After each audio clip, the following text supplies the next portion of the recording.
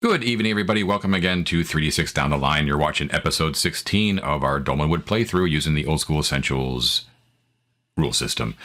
Once again, going around the horn, I am John, your referee, and we have Mike playing Aelfric, the magic user, David playing Brother Guillem, the friar, Matt playing Halifax, Swinny the knight, and Ted playing Argus Drager, the fighter. Last time we joined our intrepid adventurers, they had made their way through a fairy door, traveled along what they have since come to learn is called the White Way, and have exited out the other side after apparently traveling within the realm of on the White Way within fairy for approximately only 12 miles. Yet they have popped out in an unfamiliar place.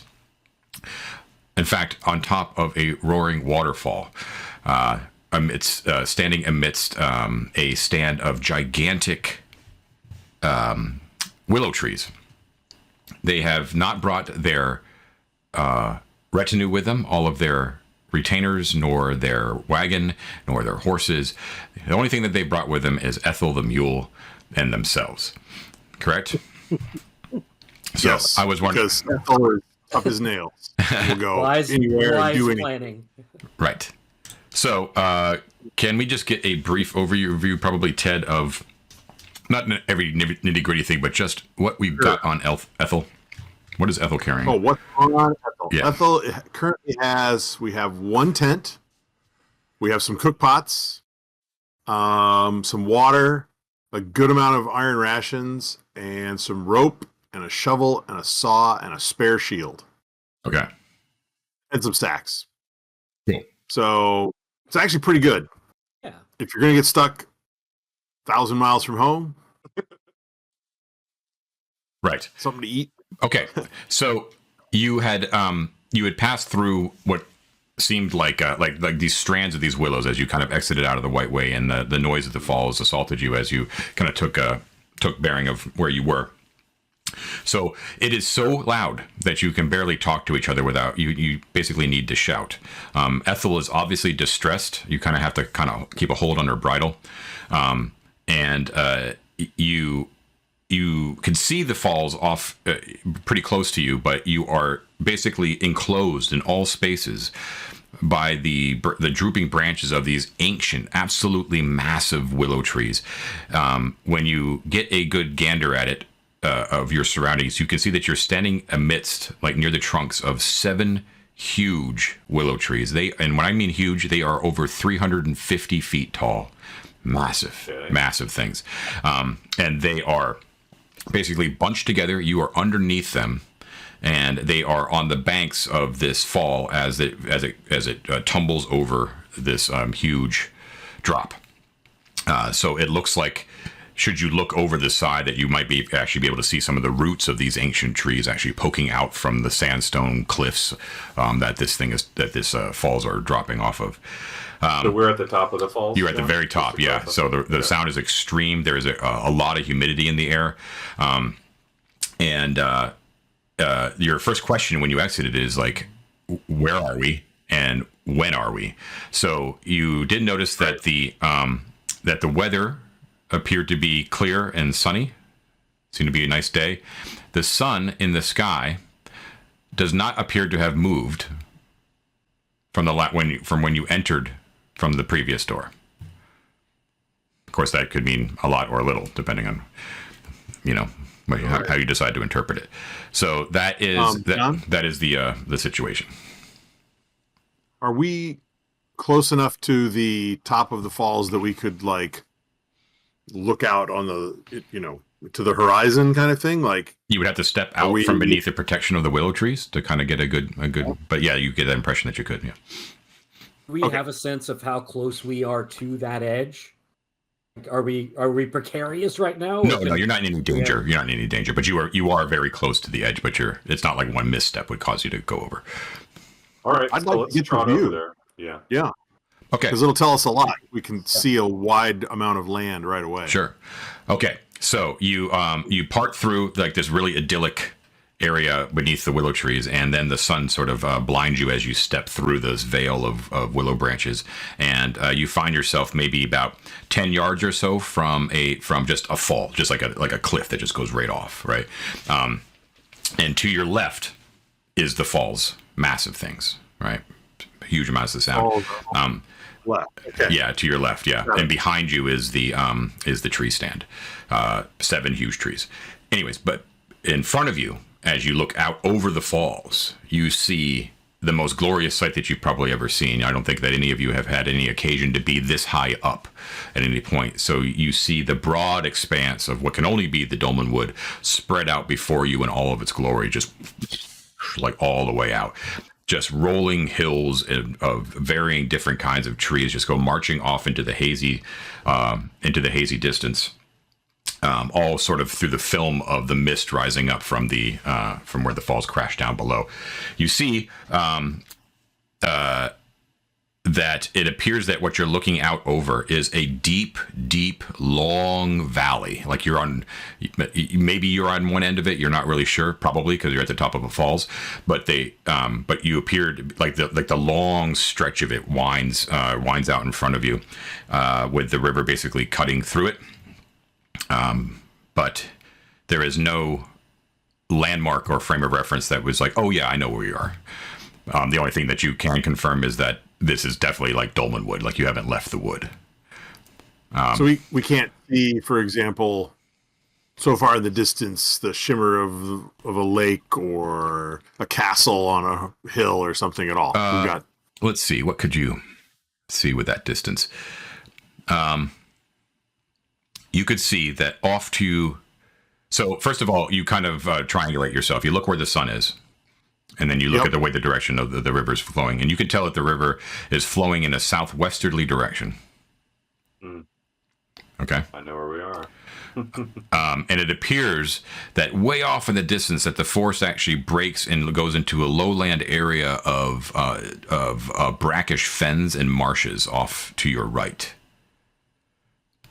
Fens and marshes. Yeah, and it's dominated in the center by what appears to be like an extreme depression that is actually filled with some sort of standing stagnant lake of some sort. Sure. But it's like way off in the distance. Again, running under the assumption that the map that we have is a map that we can reference, correct? Right, like in world, something that we have that's physicalized. The player's map, yeah. Mm-hmm. Yeah. I suspect we're near the Halls of Sleep. Yeah, just from the river running southwest. It's going southwest to a depression of a valley, which would all water leading through the Dolmenwood is leading to the lake, and then from the lake, obviously down southerly out of the Dolmenwood. So I suspect Southwesterly, huh? Yeah, I suspect we're near the Halls of Sleep. If indeed the waterfall we're on is visible on our map. Would you guys confirm? Do you want to ping it? Here, I'll do this. Yeah. I see what you're looking at. That would be my guess, both as David the player and Guillem the monk, scouring, wondering where he is. What could be going on? Yep. I think if we were at the Falls of Neon, I think we'd be able to see Lake Longmere more clearly. It would be very close. Yeah. Yeah. You would see it opening into it. And if we were at the Falls of Nif, we would be looking at a valley instead of right. So I suspect you are looking at a valley. Sorry, a wooded valley or not a wooded valley? But yeah, you're saying wooded, and it looks like the Falls of Nif are all just grasslands, right? Yeah, it looks like grasslands to me. Just to be clear, this is a valley that spreads out before you, a wooded valley that cuts that the river cuts through the woods, but directly to your right. Like you're looking basically southwesterly along the river's track, but to your right, which would be westwards, right? You see that it falls off into a fen-like, marsh-like basin. Yeah, I think that would. Yeah, I mean, if we're in the Dolmenwood, the falls near the Halls of Sleep there is a good guess. Well, whether it is or not, we can determine perhaps by trying to find the Halls of Sleep. Yeah, we're on the wrong side of the river for that. Yeah, sure. The falls are to our left. No, I understand. Yeah, okay. So go ahead, Mike. What? No, nothing. I recant. Of more immediate import, when you kind of take a look around your immediate surroundings, is that indeed, when you look out over the cliff, you can see that there are several clusters of roots of those trees that actually march down the cliff alongside the waterfall itself. They look like they could be easily scalable by anyone within a modicum of skill, because they're so gnarled and twisted all the way down to the river below. That sounds like us. However, there is some interesting stuff up above you as well. As you step out and you're able to kind of turn around back towards the willow trees, and you can kind of see them in all their majesty as they sort of blot out the sun behind you. You see that in the upper branches of these things, and we're talking like 300 feet up, that the branches themselves actually seem to have like almost like a purplish tint to them. And when you concentrate and look carefully, you see that it's actually because of some sort of strange fuzzy patches of what appears to be like a unique growth of moss that is growing on the branches that are most exposed to the sun. And what causes your eyes to be drawn to them is the fact that you see movement all through the top branches of these trees, and they appear to be like twinkling little multicolored whizzing creatures that are sort of alighting every once in a while on the moss and then kind of detaching and moving along. Those are so far away, you can just detect them as like faint whizzing movements, right? You can't really detect a form at all, but they're quite small. However, you do see vaguely humanoid shapes as well, leaping every once in a while from branch to branch and actually causing the branches to bow under their weight every once in a while. And you hear like a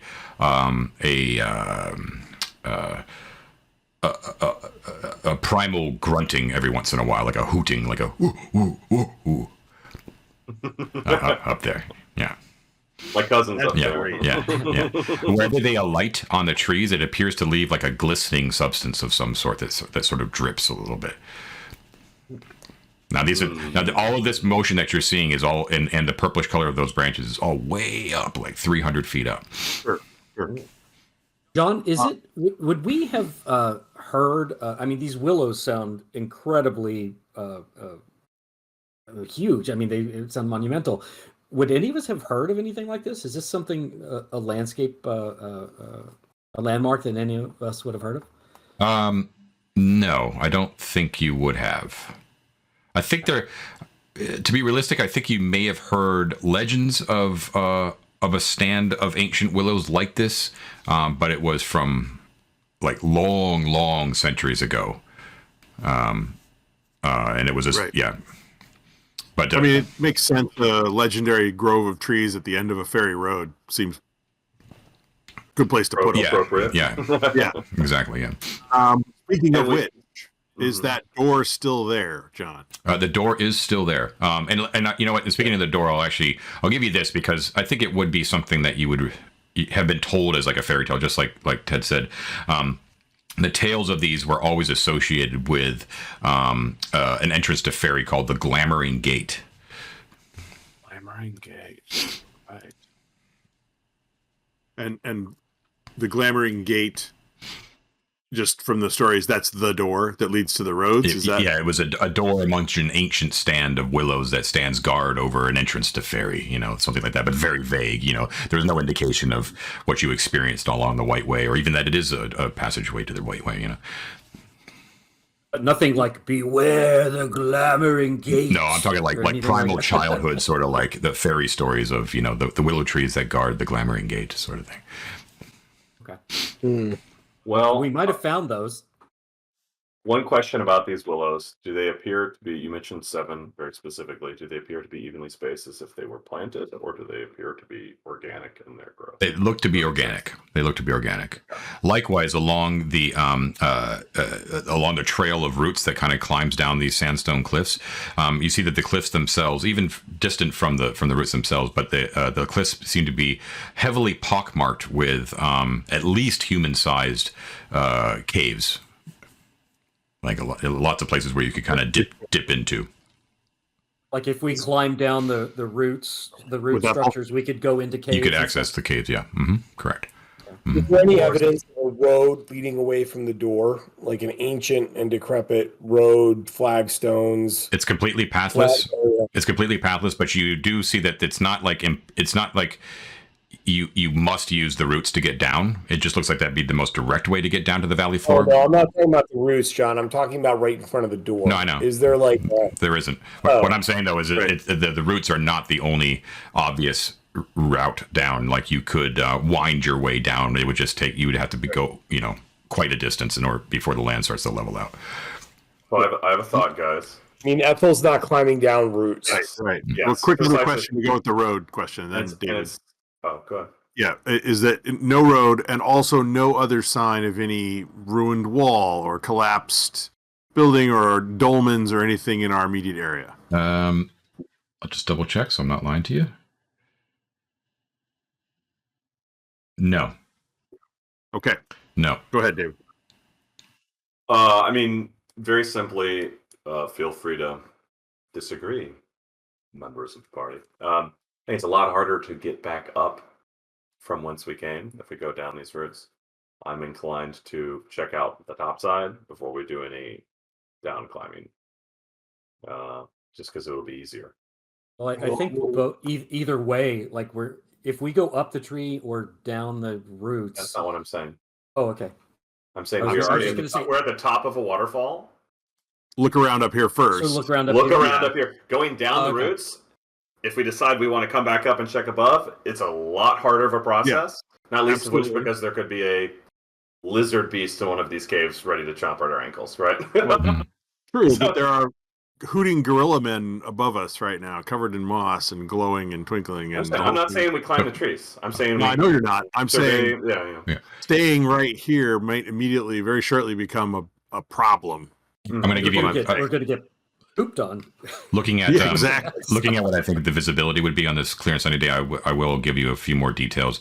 I think to your left, which would be easterly, that you see basically paralleling the river, but some distance off, like many miles, like not as a result of a river.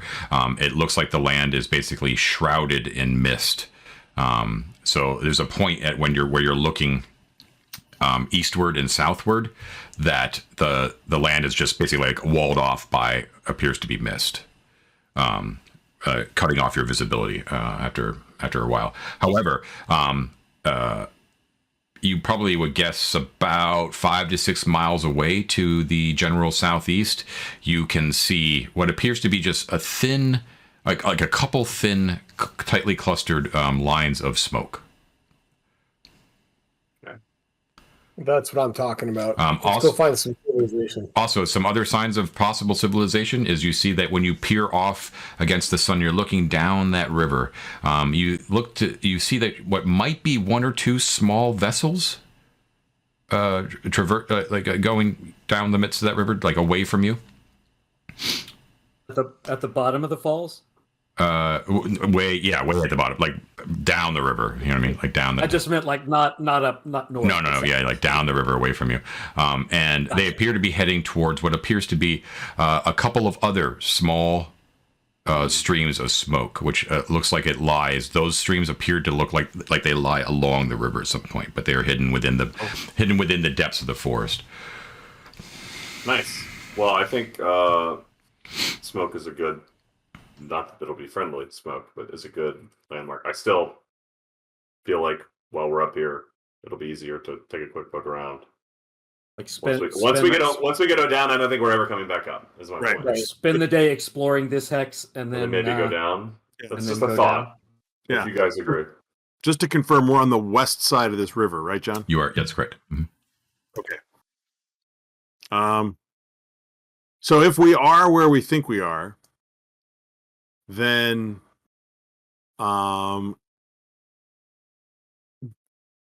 looking at the map, going down just takes us without having to cross a river, and I don't know how bad the river is to cross here.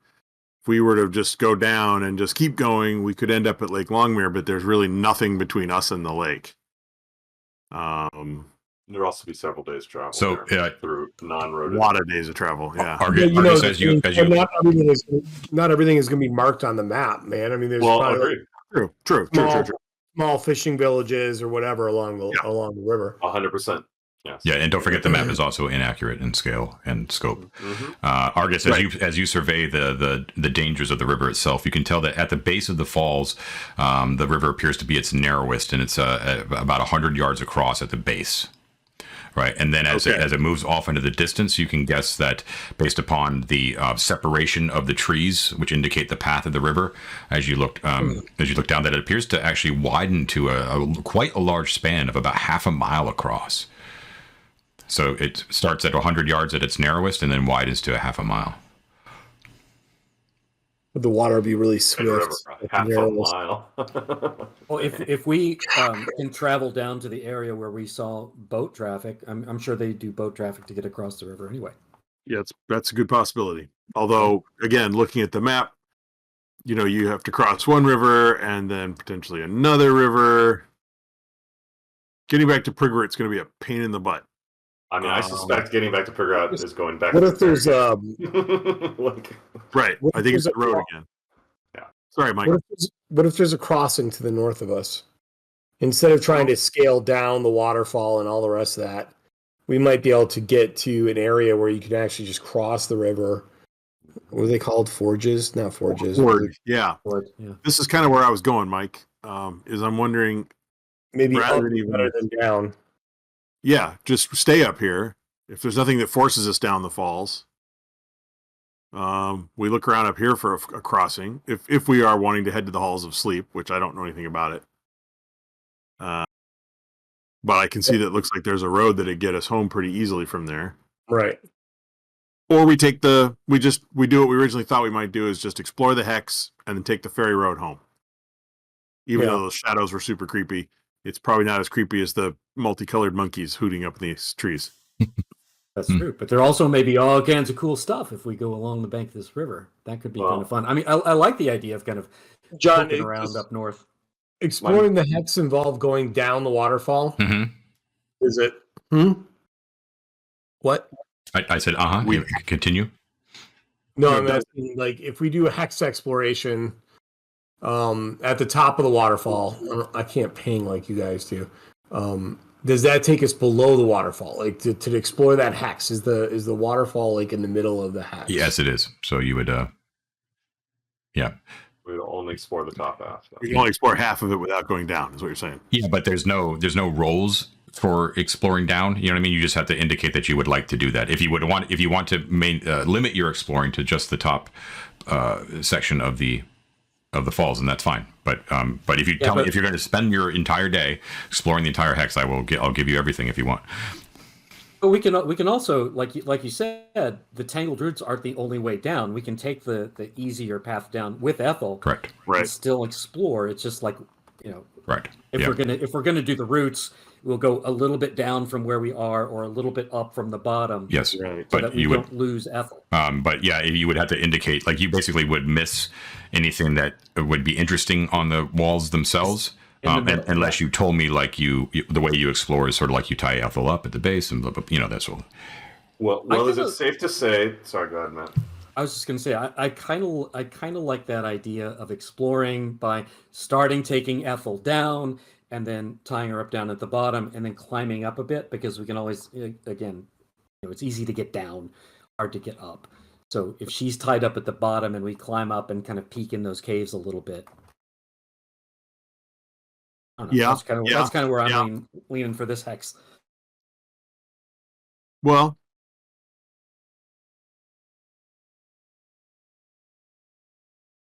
I mean, yeah, that would work. Or we could go upriver a bit and look for a ford. We can do both. I mean, if we want to search this hex, we just do that, and then. Yeah. All right. Let's stick with the original plan. Let's search the hex, and if that means going down, it means going down. I'm fine with that. Okay. So with Ethel, I believe that limits you to about 8 miles a day. Yeah. So that is fine. Where do you want to end up? This is like, where are you going to? Personally, I'd rather end up closer to the ferry door here again myself. Yeah, I think again, I don't think we should go down to the waterfall until we explored above, because if we get ourselves in trouble and we're away from the ferry door and we can't get back to the ferry door and we are light on provisions or anything goes wrong, we're in a situation that's less reversible than if we at least scout at the top first, make a decision that's informed. Which is why I was thinking spend our first night figuring out what's above, even if it doesn't mean exploring the entire hex, and then go from there. I don't know. It's up to you guys. If we want to just plunge in, we should plunge in. But at that point, I think we should just go down the routes. Well, we can't take Ethel down the routes. I know. Yeah, we just take them down the. If we want to go down, we just take the easy path down. We don't want to go down at all. We just stay up there. I don't think we should camp underneath the willows. purple moss willow monkey guys. I mean, if there is indeed an easy path to go down and up again, and that path does not look reversible, then we should just explore the whole hex, and we can go up and down the path as we please. Yeah, that's what we're saying. Okay, then let's do that. That's fine. Just we're going to explore the hex, and I think we should. Yeah, go ahead, Mike. John, are there any ley line impacts in this hex? There is not. You do not feel any troubling. All right. So, finally some relief. So you're not going to tell me what hex we're on, right? What? You won't tell me what hex we're on while we're still trying to figure out where we are. Sneaky. If we were to put, say, a number on this hex. So you're exploring up top first, and then if nothing exciting, you're going down, right? Okay. All right. So as you are gathering yourself, and you're like, all right, let's see what there is to see around here up top. There is a couple of those whizzing things actually whiz down from the upper branches, and they've sort of like all around you. Appears to be like let's see, how many is there here? Should have looked that up. Give me a sec.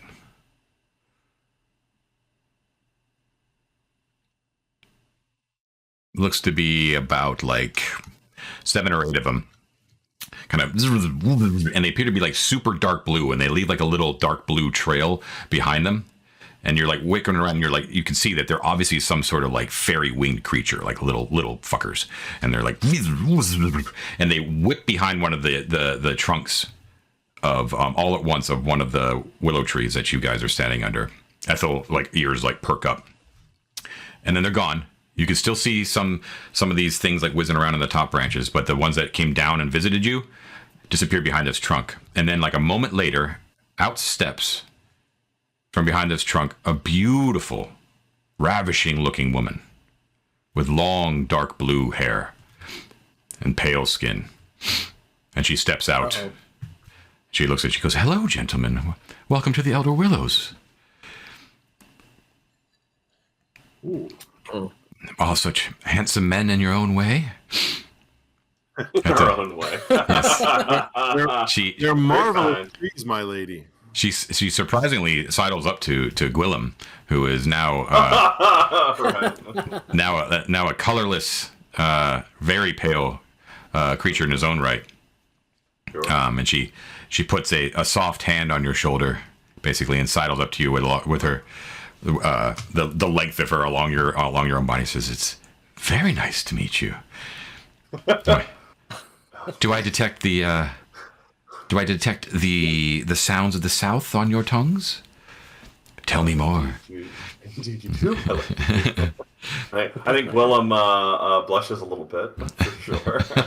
Easy, not hard, not easy to hide for you. Easy. Sure. We traveled along the ferry road to this wonderful grove of trees. Did you? Thank you for welcoming us. It's so rare that we see visitors coming through the Glammering Gate. Why? It was a triumphant experience. So exotic, and you are a man of God, I see. Yes. Do you see that? And do you resist all temptations, brother?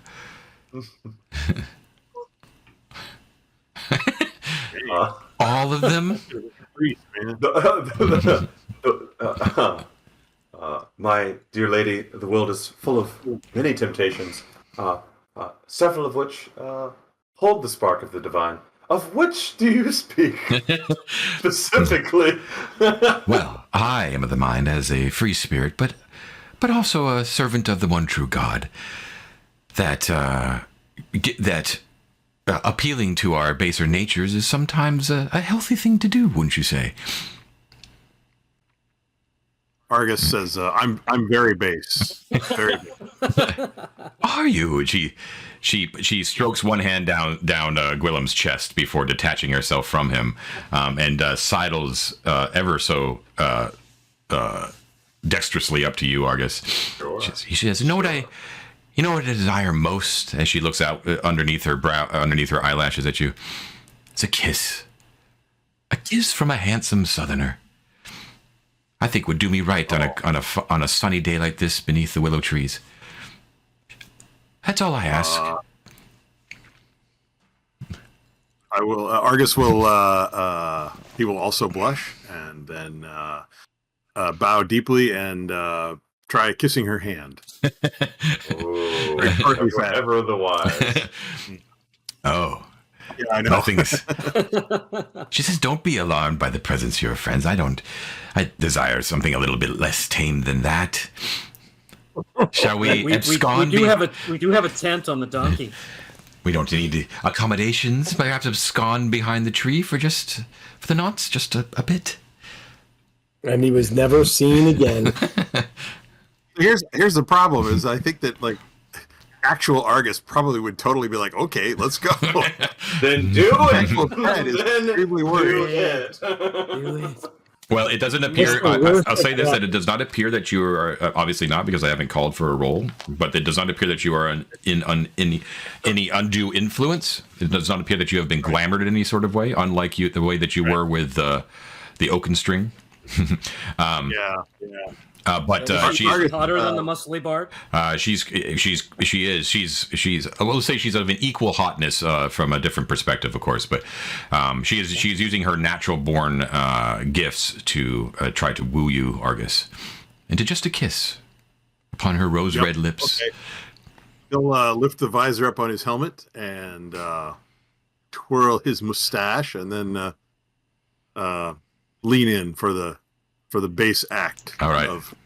You all witness Argus lean in for the kiss, and you're like, "Oh shit!" And indeed, the moment her eyes widen in delight as she kisses you, and it's quite delightful. But you watch as Argus, you fade into just a waking dream. Like it's just like the most wonderful thing. Like nothing's going wrong at all. You three see Argus drop like a stone to the ground, just.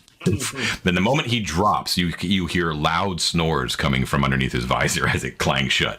And the moment that he hits the ground, the woman bursts into 6 indigo-colored sprites like fairies, and you hear them tittering and laughing as they like cyclone up back into the branches, and you hear like a from up in the trees, and the branches. That's very much like a John William Waterhouse painting in action.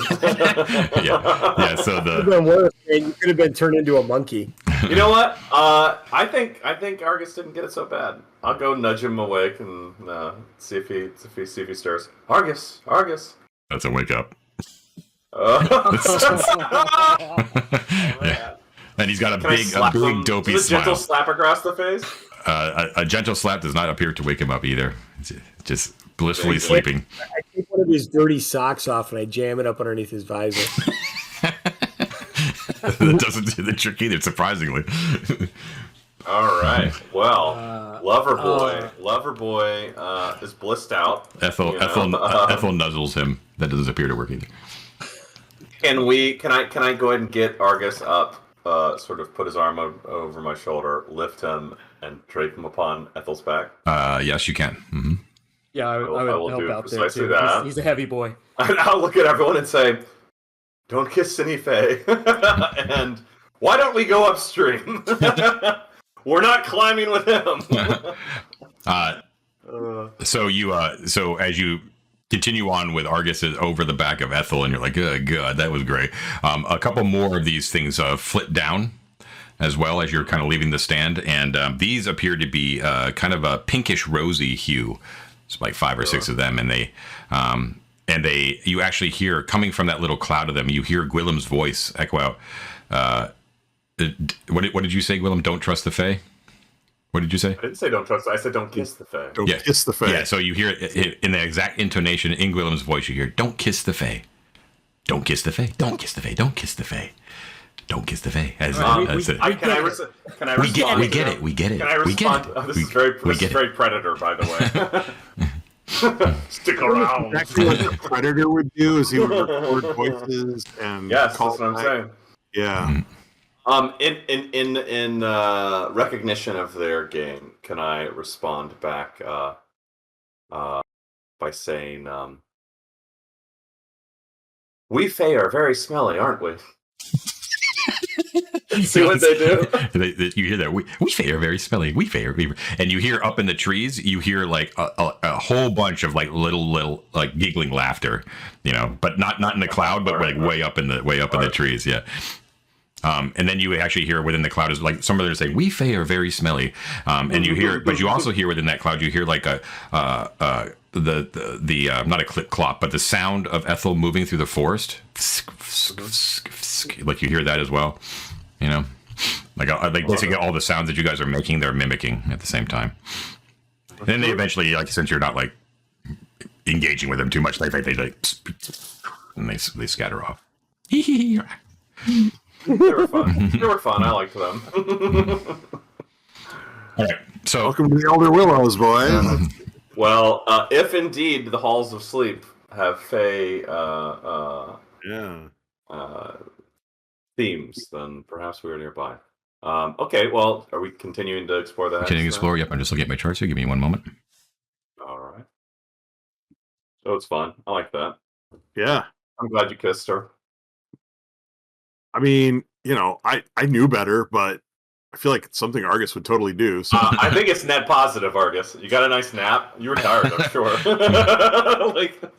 I'm just bummed we left the Sharpies on the wagon. Yeah. Otherwise, he'd have like a cool monocle. There you go. Oh, nice. Mustache. Yeah, I've already got a mustache, so Yeah. You give you a nice like scar. Little Harry Potter glasses. Okay. All right. So, you're exploring the top, right? Okay. So, the river up here is rather narrow, and it quite swift moving is what you're noticing as you're kind of traveling along about a mile long stretch of this hex where you're on the upper end of it, and there are numerous places where the land sort of falls off and steep sort of doosh, doosh, doosh, as it kind of tumbles down. Not all the way down to the base of the falls, but this is definitely like the high point of it. And you can, let's see. Actually, roll me a D6. Wants to be the first roll. You got it. not me. I'm asleep. 3. I got a 3. 3. Okay, cool. All right, so you can hear off in the distance to the north a little bit, away from the river itself, you hear crude voices bellowing at each other, like in apparent anger, like way off in the distance, deep in the forest. And also, it appears to be a language that I don't believe any of you understand. If you guys have your language. Okay. I have Woldish and Doman. Boldish and Sylvan. I have Woldish and Caprice. Oh man, I forgot to write mine on my sheet like a buffoon. Write down a good one. I believe I have alignment, Woldish, and liturgic. Yeah. Halifax, you can vaguely hear what appeared to be the more guttural and debased form of what of what appears to be like Caprice, like it's goatish of a more debased variety. Okay. So you definitely can't understand it, but you can hear some of the same sort of phrasing and stuff like that. And I would associate that with Naglord and that kind of business, or not. Depends on what kind of. No, so in general, all of you guys know that goat folk in general are accepted citizens of the realm. Like they are citizens of the Duke. They have 3 of them actually hold noble rank. But those goat folk are mostly found in the southwest of Dolmenwood. So it depends. Is Caprice the goat language or something, Halifax? Yeah. Yeah. It's the high goat language, basically. Let's go check it out. So Halifax, you would think that if where you think you are is correct, that it would be strange to hear some sort of goatish up here. Although you do remember the rumors, of course, that Lady Harrimore told you, and of course the presence of the garrison in Prigwort, that the Naglord to the north of Prigwort, to the north of Harrimore Keep, across the Groaning Loch, she is bringing all manner of beasts. The Naglord is calling all manner of beasts to its throne. So this very well could be worth checking out. It could be valuable information for Lady Harrimore back home. We should definitely check this out and see what. Let's do it. Yeah. See what's going on. Also, it's possible that we are completely not in the right spot. Of course. Yeah. Oh, true. All right. So yeah, as we go along, John, like every, I don't know, half hour or so, we give Argus a poke. Does he ever? I will say that we'll say that by the time that you hear this sounds, about 2 hours have passed, and at that end of that time, Argus actually finally lolls awake. Big dopey smile on his face until he realizes that his face is very near the butt of Ethel. And there's a dirty sock stuffed up under his visor. Yeah, Argus, you wake up from just the dreams of a delightful sort. We'll say that. And you were To the horrors of reality. Yes, to the horrors of This reality. is why people eat the fruit salad in Fairy, man. They wake up to their roommates. Yeah, dude. Cocks up their helmet. They're like, nope, I'm going to live with the fairies. Fuck this. Nasty, man. Wizards. Put socks up your helmet. Okay, let's see. Give me a second.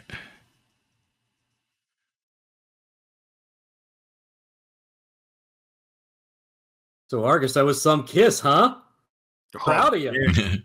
Okay. Proud of you, I don't know what champ. it is about me, right? Like we go shopping for pastries. Hot men are after me. We go, walking in the forest. Hot women are kissing on me. Like I must be just irresistible. I don't understand. How much? Argus, I hope your ego feels good about it. Sorry. How much do you remember after the kiss? Because that's when things got crazy. Well, I don't exactly remember. There was I just remember feeling like it was really nice. Yeah. Yeah. Yeah. You don't remember all those other folk that came down? You don't remember the sweet, sweet monkey love you got? Monkeys, you say? Well, that's There were. disappointing, but not entirely surprising. I mean, I lost count. At first, I was like, "Oh, okay. Well, he seemed to have consent." Lost count.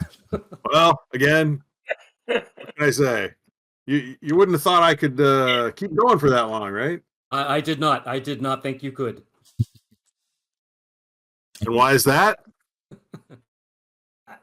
Yeah, confide. There you go. I don't know. And now you have He TV. just brought it. Did you guys see that? Did you guys spot what I just spotted? Tell me you just saw that. Amazing. Great. Well, Matt, you're going to have to do it again. Take another drink. What? I do not know what you guys are talking about. Oh. Amazing. All right. Anyways, so what are you doing? We want to go creep up on the voices and see what's what. Are you bringing Ethel? I think we tie Ethel to a tree and stealth up to where we hear the voices. I mean, you said it was way off in the distance. Like, are you talking like echoing through the hills miles away, or No, Like- just a few. I don't know. Not yards, that kind of. far. Yeah. Just, Okay, so yeah, I like to Yeah. tie Ethel up. That sounds good. And Okay, so you make your way through the forest. You can hear that the voices of these things are getting louder as you're getting nearer, but they seem to have subsided in their angry tones. And now, lifted up through the branches, you hear like the worst music coming from wherever these creatures are. Like, it's obviously pipes of some sort, but it's like you can hear what is like the shape of what appears to be music. Like, it's not like just random honking on a horn sort of thing, with no skill at all, but it's ear wrenching, like completely dissonant and abominable to your ears that you hear. And you hear what appears to be the creature's version of singing, which appears to be an awful mixture of grunting and bleating at the same time. Lifted up over, you see like birds scatter in the forest away from it as well. That's what you hear. And as you approach close, being very careful not to get noticed, you see what appears to be amidst the forest that has been cleared roughly by these beasts, a makeshift camp of sort that's basically hammocks that have been stretched between trees and like greasy tarpaulins that have been covered over as well. There are the stink of rotting meat permeates the air as you see that there are game animals that have been killed and hung, and their skins are hanging from trees all around. Flies are buzzing in the oppressive heat here, which seems to be a little bit unnatural. And there is a roaring bonfire in the midst of the day in the center of this clearing. And right next to them, that have been spitted on horizontal spits have been set up, and tied from those spits in Return of the Jedi fashion appear to be 6 moss dwarves that are struggling against their binds, and there are likewise 6 gigantic, at least 7 foot tall, awful looking, hulking goat creatures that are dancing to this pipe music that is being pushed out by one of these creatures, and they are sort of dancing around the moss dwarves. Every once in a while, one of them will bend down and actually give the moss dwarves a lick, which is quite disturbing. They are all sorts of different. They wear like patchwork armor. They all have like mangy fur and pieces of skin that have like dropped off and scabbed over, and like milky eyes, and horrible like rusted weapons with pieces of old withered flesh that are still on them from past battles, all spikes and wicked curves and all that sort of good stuff. The heads of the animals that they killed are just sort of sprawled along the camp, like just to sort of just dragging the blood across the ground. No care at all given. And their hourglass, their infinity pupil shapes in their eyes are like rolling madly as they cavort amongst these hapless moss dwarves. Now, the dwarves themselves are not your typical D&D dwarves, right? These are moss dwarves, so these are actually mortal creatures that are actually sentient fungi of a sort, right? They actually are They have moss dwarves are like symbiotic with fungi. So this is the first time that you've actually seen them.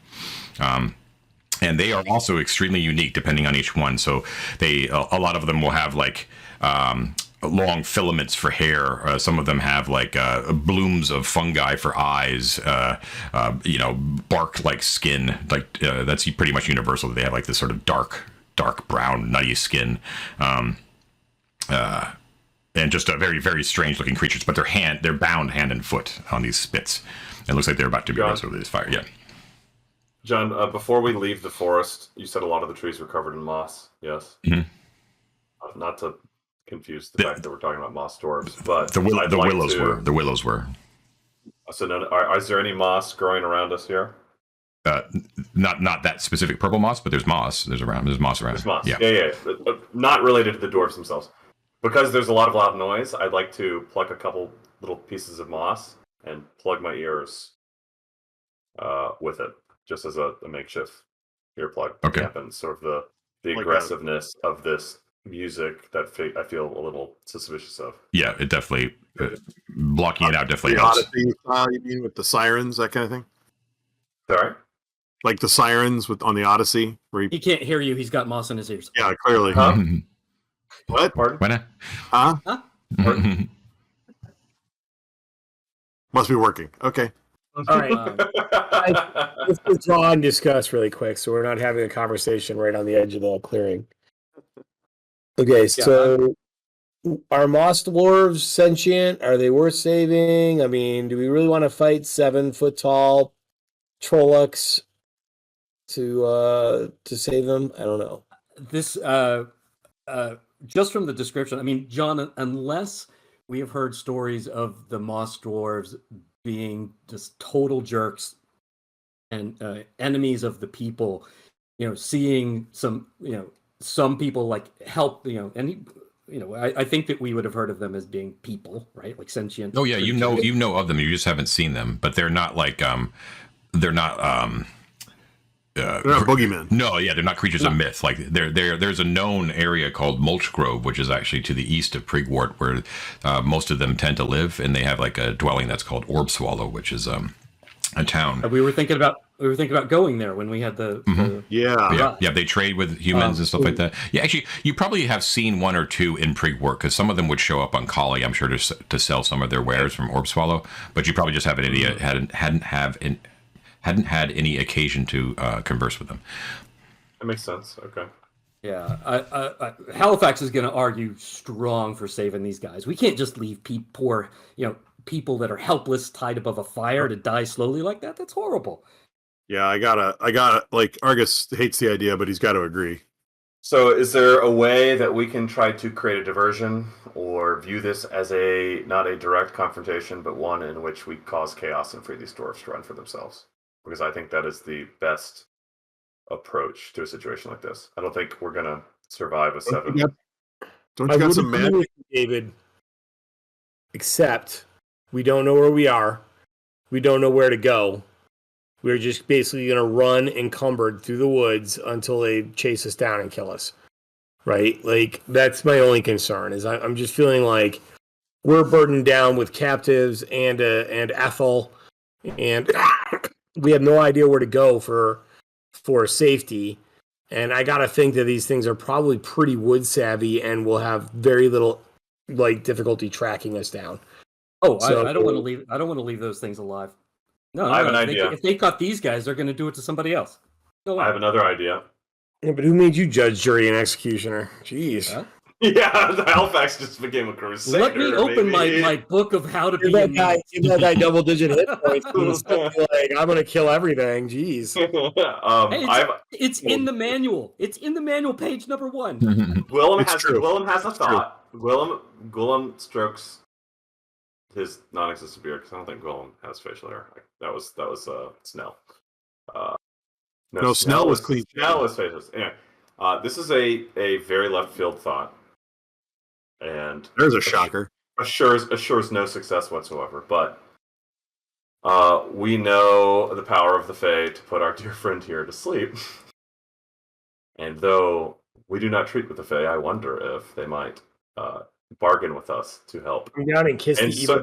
And sorcel some goatmen and save some moss dwarves who maybe are a bit more in line with their interests than the goat. By the time we go and truck with the Fae, those guys are going to be dead. They're over a fire right now. They're going to be mushroom stew. True. Yeah. What? Aelfric, you can ensorcel things, right? You've got the magic powers, and can you put these guys to sleep and then we cut their throats? Put a whammy on them, and we got this.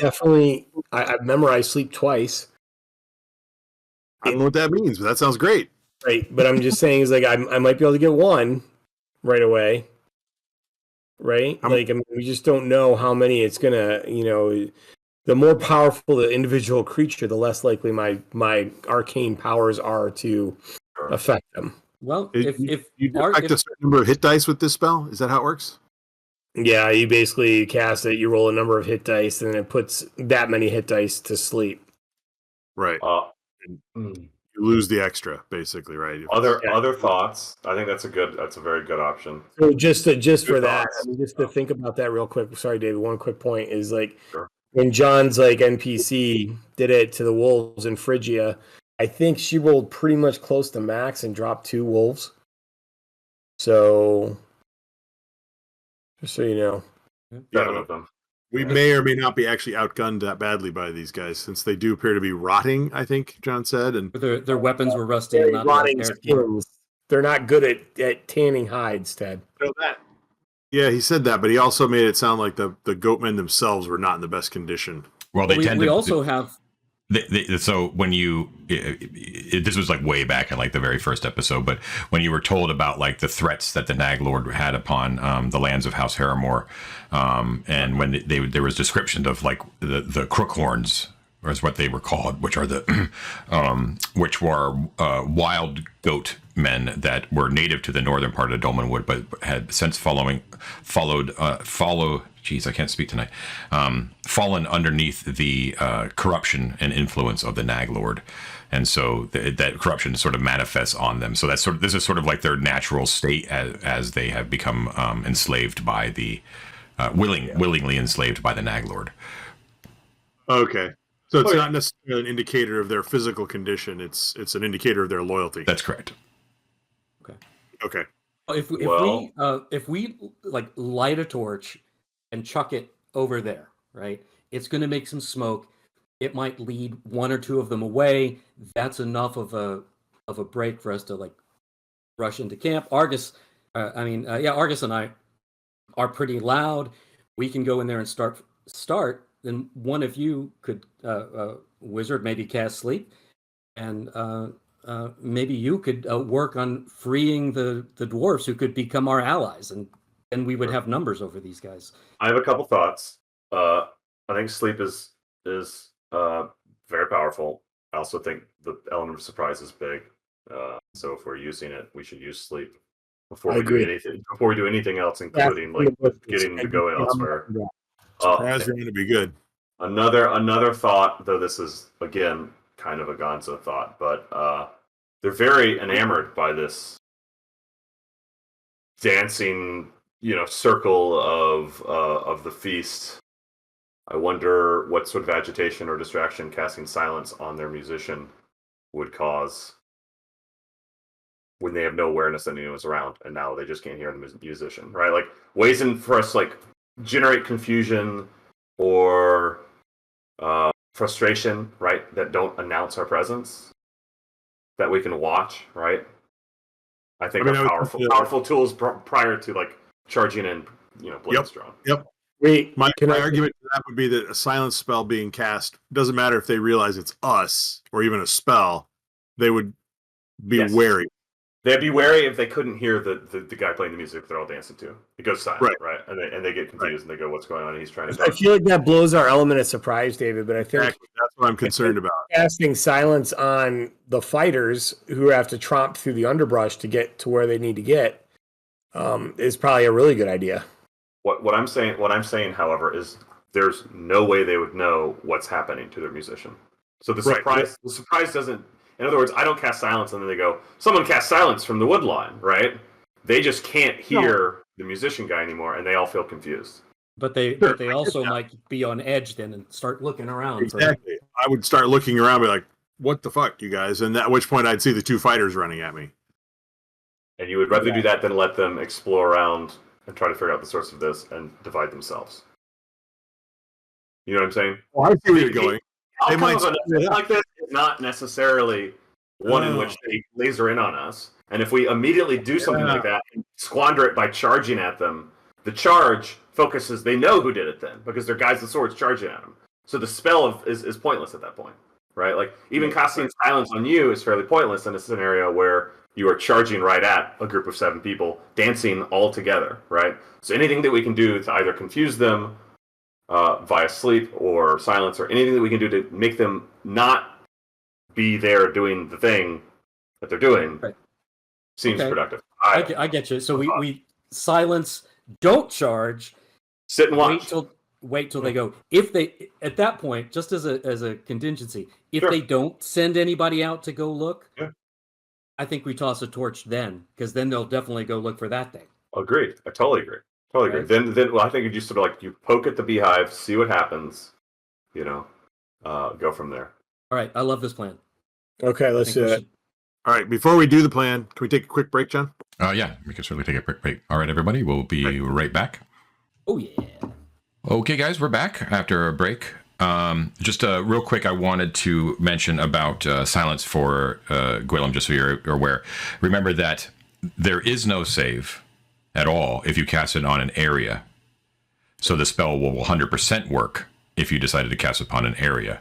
But if you do cast it upon a creature, and if you're attempting to do it on the Piper, he gets a save.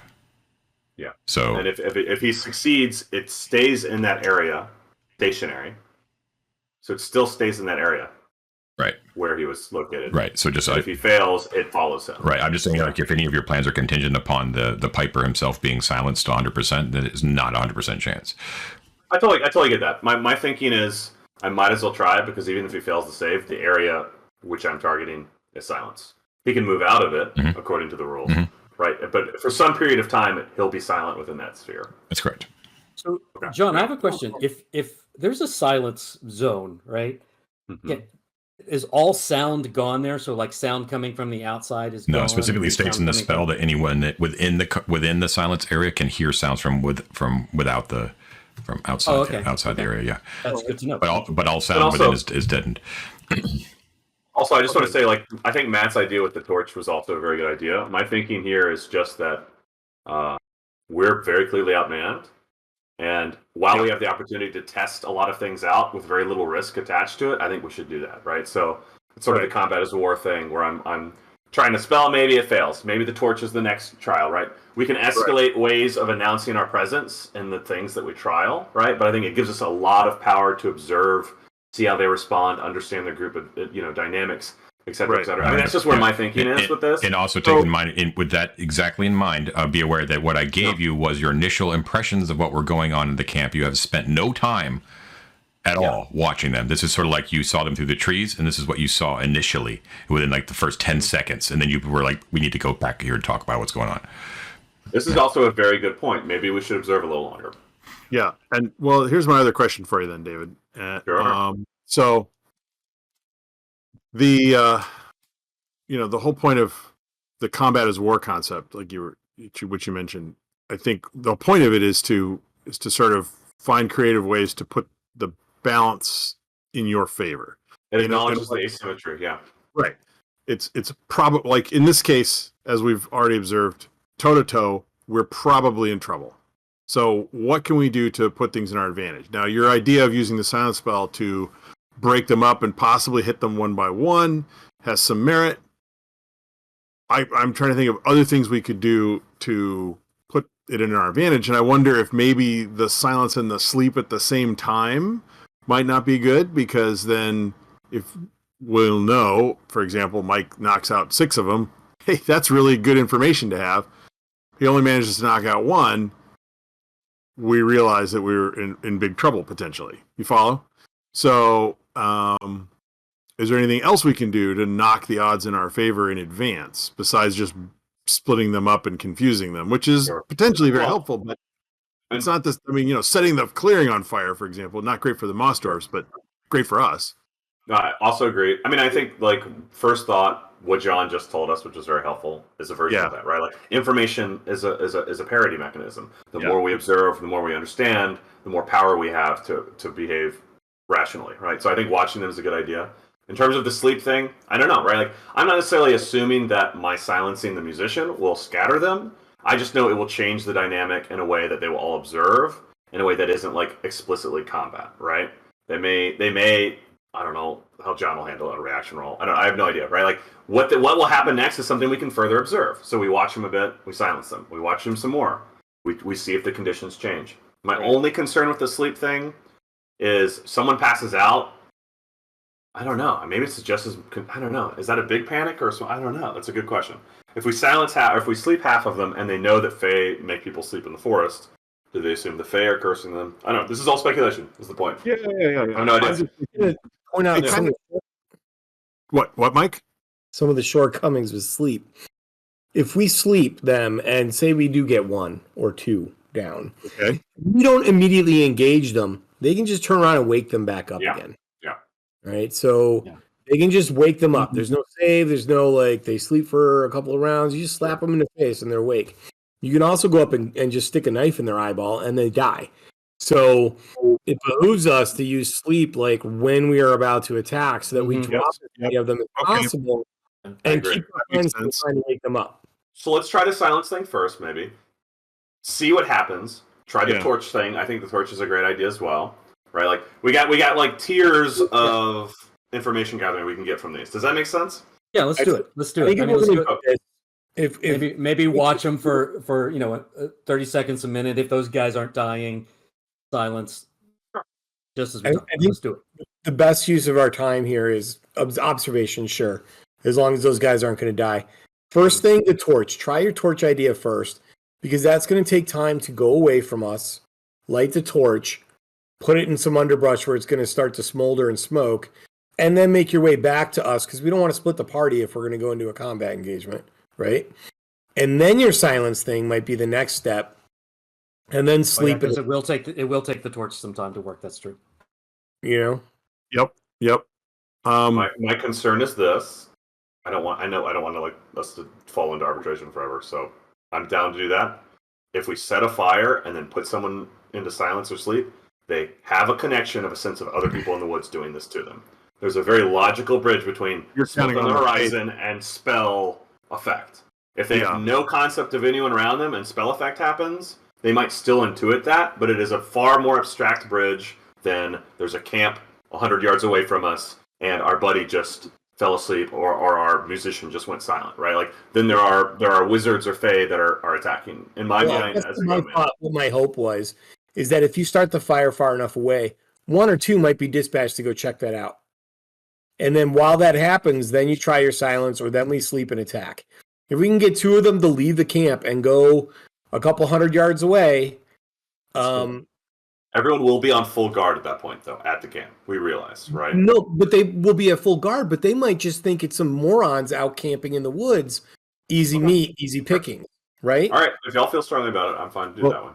One thing we could do with the torch is rather than having, for example, Matt go somewhere else, light the torch, and come back. Light it and leave. We pick the spot we want it lit, we light it, and we all move away. What if we That cuts tie that it time in and half. just slap her ass and send her through the forest? No, she's got her stuff. That would Okay, definitely attract attention. so let's get But to let's watch the Oakmen for a little while. All right, Let's so just watch them first. you approach from a distance. You approach again, and you kind of observe their obscene merrymaking for a little while. You can see that they're basically they're also drinking some horrible grog at the same time, and as you watch, they do appear to get a little bit loose. Like they're not quite as focused as they were before.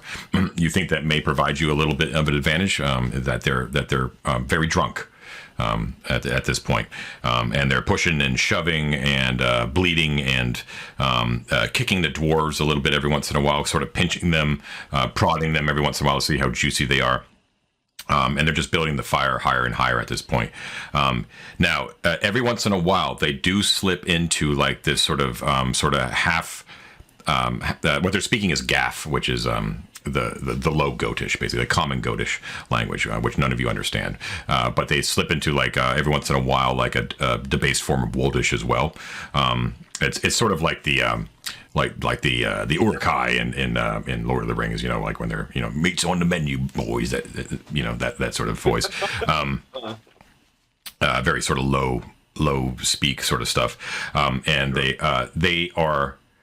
Every once in a while, they get into an argument about the fact that they, like, one of them basically says something like, well, here we are trapped on top of the Longshanks Falls, they say, and never wanted to be this far north of the Naglord's realm. Kind of spooky out here, that sort of thing. But said, they said that hold on a second, make sure I get the names right here. We're looking for that. What's the one that we're looking for again, mate? They said, yeah, Gobshite. His name is Gobshite. No, he's a poor crook horn. He is. I mean, you hear a lot of talk about that. They were going to string him up and Compton on the shiver. They were. Yeah, old Fragger Horn had it in for him. Escaped, he did. Didn't they say he was up around here along the falls? Yeah, they said we last saw him around there. He was sneaking off with one of them talking beasties. I bet Gobshite's hiding in one of those waterfall caves. We'll find him. But first, we feast, eh? Yeah. Tasty morsels. Now, you also notice at the same time that that when you're getting a good look at these guys, that like the mange, there is visible lice like jumping off of them. One of them has like an eye that is totally milky white and oozing. It is obvious that these things are disease ridden and could care less. I'm concerned about catching whatever they got. I'm just gonna put that's that right. right. And the weapons, like I said, like they look like they can be. They're crude, but extremely effective and brutal weapons. Like there's no subtlety to them at all. But like I said, there are pieces of like old meat hanging off of them from whatever they killed, and rust. And it looks like if those touched you, much less actually wounded you, would also cause additional displeasure. Roll for tetanus. Yikes, dude. We're like literally fighting the minions in Nurgle right now. This is no bueno. Now, looking at the environment, like as you're always thinking, like, combat is war sort of thing, like what can we use? You do see that the camp, horrifically enough, is scattered, like I said, with the heads and entrails and other viscera of the animals that they have basically skinned here and hung up on the trees. So the ground is rather slick and obstacle ridden. All right. So there's like lots of stuff to squish and step on. The bonfire is huge. It's taller than they are. It's higher than 7 feet tall. It's massive, extremely hot, and would anything that went into that thing would definitely light up like a torch real quick. It also appears that the willow trees which dominate around here, they're not anywhere near as old or ancient, but the general forest itself is dominated by willow trees of normal size here, appeared to be rather dry here, and it looks like if a strong wind might endanger their well-being, shall we say. All right, I got a question for you. Looking at the landscape, is there an obvious or, with some creativity, like a choke point where we could draw them to fight one goat man at a time kind of thing? Or a spot where if we retreated to, we would have a stronger defense? There's definitely not a choke point, but there are numerous places where like you could, where there are dips and valleys, ditches and stuff like that, where you could, hide behind to gain some defense, or maybe even get a little bit of higher ground should you wish to draw them into there. You could do something like that. So the willows climbable? The willows are certainly climbable. They're easily climbable. The branches reach way down low. So you could scurry up one of those with no check, basically. That would be quite easy to do. But that also means that they also can scurry up trees. But they mentioned that they thought this place was spooky, David. So I think your silence thing might work better than we thought. Love it. Yeah. What were you going to say, John? You had something? There was another strategic thing I was going to mention. Sorry. No, I just in general, I was going to say that there's lots of like dips and small dips and valleys and stuff like that, like little ones around. Like the ground is not flat and even. There's like a lot of places where the sight line is broken. Put it that way. Places to hide. Yeah. Now, lore-wise, when they name Longshanks Falls, all right. They also said that this gobshite escaped from a place called Copted on the Shiver. Now that you recognize, but you never thought you'd hear the name of that place. That was a human settlement across the Groaning Loch to the north. that was used to be part of Haramore's realm centuries and centuries ago. Like it was a small town that was known to be, kind of. It was a crucial trading point along the River Shiver, Compton on the Shiver. But everyone assumed that it was lost and decimated when Atanaway, the Nag Lord, actually set up his realm in this area. But it appears that, at least according to these Crookhorns, that the place still exists. But even more surprising than that, and that makes your heart sink a little bit, is the fact that confirming now where you are, you know that you are within the realm of the Nag Lord. So, congrats. Well done. Oh, we did it, guys. Yeah, you have infiltrated within. So the loose geographical boundary between the good guys and the bad guys is the Groaning Lock, right? Which Haramore Keep holds sway. Actually, look at my. So we're in the Nagwood for sure. That's the label. Whoever's circling that. Hold on. Yeah, I'm gonna start doing it. But let me switch over for the viewers here. The Groaning Lock is actually this entire thing right here. It's a long, narrow lock. So, and it's within the cleft between two very high cliffs. So it's a natural boundary. So like north, so up around here is all Naglord area, right? Not the Hall of Sleep. Yeah. And he mentioned a talking beast, so I assume that's maybe the Valley of the Wise Beasts, possibly. Right. So now you've learned that this here is the River Shiver. Yeah, I think we're at the top of the River Shiver. Say that again. The River Shiver. Yeah. Okay. River Shiver. Okay. Okay. That's very informative. Gentlemen, we could climb some trees, hide in some ditches, be generally hidden in whatever fashion we think best. We could ride down the river in a barrel and over the waterfall if we so desire to flee. I don't know. What are you feeling? I could climb a tree and cast sleep from there. I mean, yeah, I think if both of our squishy guys are up in trees casting down, yeah, and Argus and I capture their attention. Eventually, I mean, we'll see if any of this stuff can get them to. So they appear to they look like they are almost ready to roast these guys. So they now have at this point that they were horizontal, the Moss Dwarves. They have started to actually raise them up on like horizontally. Okay. So it looks like they're about ready to just put their little piggies in the fire. So I'd like to cast silence. Does it feel as though I have time? Good. So just quickly, I just want to cover parameters here. Mission success is rescue of dwarves, not killing the goatmen. Right? Right. So I think that planning for combat is not necessarily our ally here. Great. So I think hiding. I don't think climbing trees is what I want to do necessarily, but I like the idea of using the terrain to find a place of high ground and cover before you do that. Mm-hmm.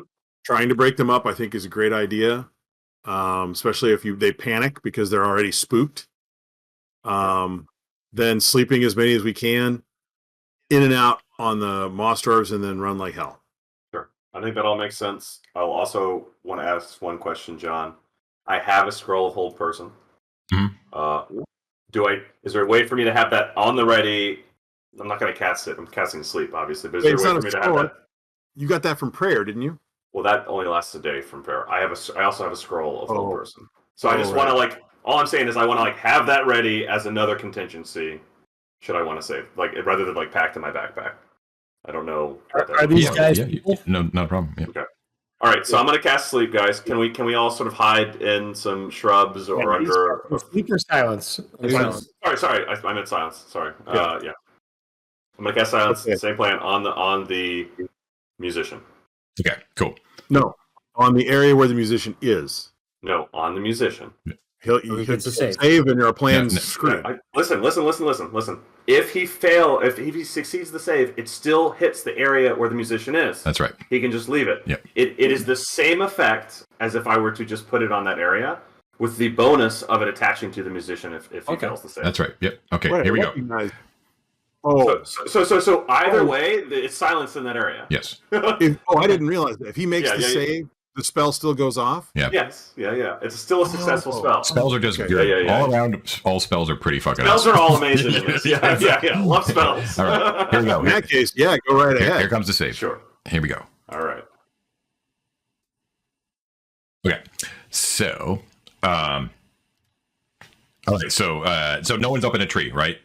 Everyone's on the ground together. No, we're just hiding. Yeah, We're okay. hiding if we can. Yep. Hiding behind. Got it. Yes. All right. So you I'm on a you hill. say your prayer, and it echoes. It doesn't echo out, but you see the silence falls upon the piper. So it immediately is like horrible screeching and wailing all of a sudden, and it's just like that, and it catches because it's a 15-foot radius. A couple of the other. Within the radius, like a couple of the other crookhorns that were like singing and dancing as well, and some of the bonfire crackling. So that also goes quiet. But so immediately the crookhorn piper like looks at his pipe and like blows on it again. You know what I mean? And it like just looks at it in confusion, and he's like shakes it a little bit, and you see that the other crookhorns like that are outside the silence, like, or start bellowing and laughing, and they're like, and they're like, struck up the tune again, let's hear it then, and they're, what are you waiting for? What's wrong with it? And then they sort of walk towards it, and you see that the fellows that were within the silence as well are sort of, they're like, their lips are moving, and they're now they're like shoving each other. One of them actually like takes the pipe, and looks at it and tries to blow on it as well. And then he snaps it, doesn't hear any sound from the snap, and looks at it, and he like, as if it's if he's holding like a cursed item, actually tosses it into the fire, like that. And he's bleeding and yelling, and then he bleats and yells into the piper's face, and now there's just like spit and lice and fleas like just like in the air between them as they're just sort of like chomping at each other. And then knives come out, like wickedly curved knives. And I'm going to roll real quick a thing here. Hell yeah. Okay, so so the one that got mad and stole the pipe shanks the piper like right into the gut and the pipe and shoves him bodily into the fire. Complete silence once again. You hear some of the ones that are outside the silence like roar in anger and surprise at this, and in dead silence the piper crookhorn lights up like a torch. And flails all about, and in his flailing, he finally exits out of the silence, and just is like screaming and bleeding like a lamb being brought. Oh, sorry. Did he? No. I'm sorry. Fail? You're totally right. He failed because it was on him directly. So it's following him. It follows. Yeah. So he's whirling around. Enveloping others in the silence as he does so. And so you just see this thing screaming in silence all around the camp. So I would say that's enough. I mean, a lot of stuff happened there. So if there's something that you guys wanted to do to follow up, you can, or do you want to just kind of watch how this all plays out? Up to you guys. This seems great. Pretty Awesome. I'm loving this. I Okay. think it would be worth establishing, John, how far away we are in terms of like movement into combat. Should we or to run up to the moss dwarves? I'll say you're like one movement away, like one encounter movement, so like 40, 30 feet, something like that. Okay. But you're all hiding behind trees. So, and of course the bonfire is making like anything beyond the campsite like complete darkness, right? Yeah. John, are all the dwarves like together, or are there some that are No, they're all like, together. on the edge that we could? They're all together. So they are just shivering, so immediately like all the goat folk drop the dwarves. So they hit the ground. Poof. They roll a little bit dangerously close to the fire, but they're not on fire. But they're immediately forgotten as all eyes of the other 5 goatmen are on the burning one. And they're just looking in bewilderment.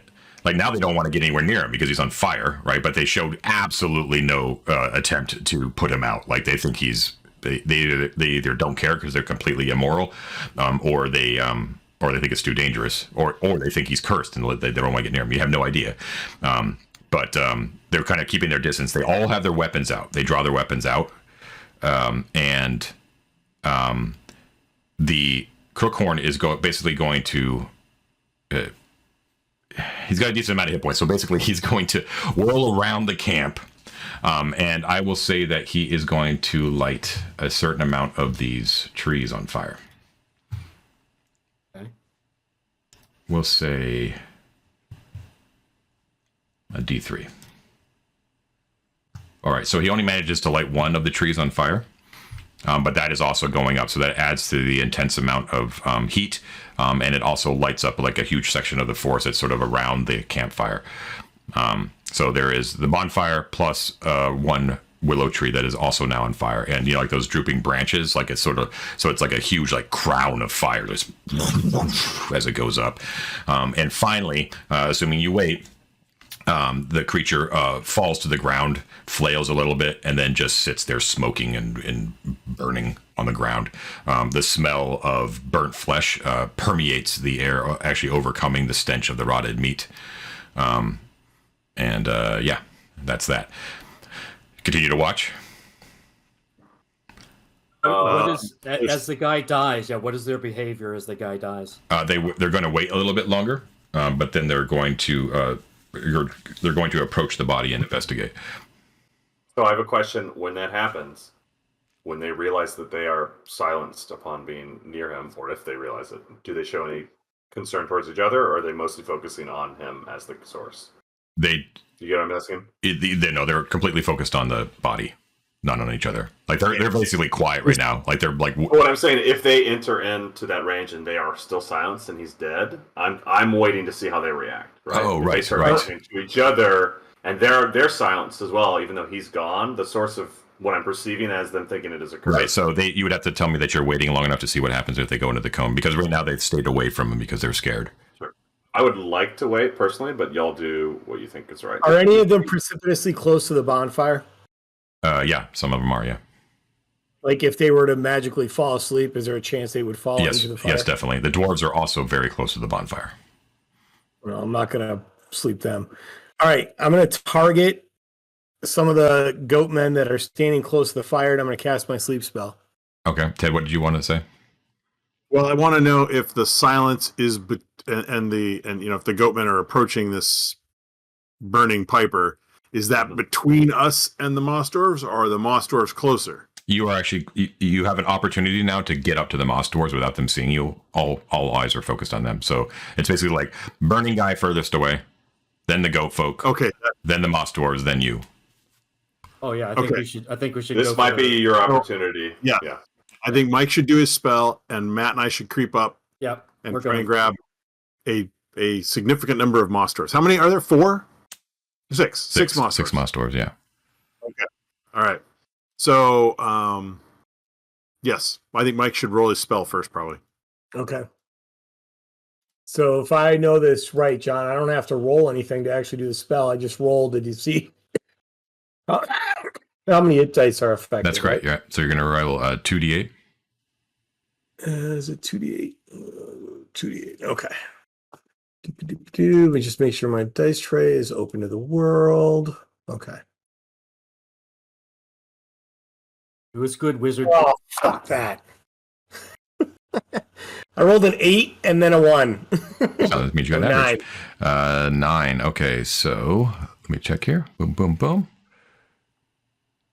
Let's see. All right, so you drop. No, hold on. Let me just hit the spell again real quick. I'm hoping it's like 2 of them. Fingers crossed, dude. Yeah.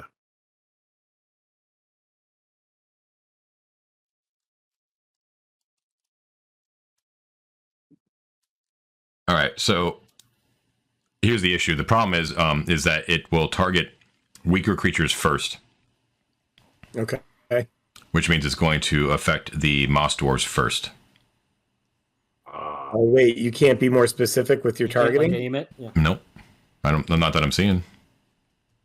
I would not. Well, surely it's an area of effect, though, right? The sleep spell causes a magical slumber to come upon creatures, excluding the undead. I can also target a single creature You can. if that's a problem. Yeah, I believe it's a problem. A problem that you would be aware of. So you can take back the casting if you want. I guess it's not like a cone he can aim. Or No, something. there's a range. Well, I mean, it there's a might range have where you can drop it, but then it's just sort of like, that far away. Everything gets affected up until you run out of hit dice. Somebody that the rest of the group. Okay, so if I have the situation correct, we got flaming guy here, surrounded by dudes that are starting to approach him. Bonfire, more dudes around the bonfire, and then us like somewhere over in this vicinity, right? No, it's more like you're looking at the bonfire in the center of the camp, and then sort of like right in front of you, near the bonfire, all the moss dwarves, and they're kind of hanging out. Then around sort of like the western side of the bonfire from them is like a couple of crookhorns. And then there's a couple more crookhorns that are away from the bonfire towards the northwest. And then the northwestern side of the clearing is the burning body. And that's at the base of a tree in the very northwestern part that is also alit. I want to target the crookhorn that is closest to the bonfire. Okay. Yeah, no problem. All right. So that requires no roll at all. It just either affects, as long as it has the less than the stated hit dice, which is 4+1, it works, which it does.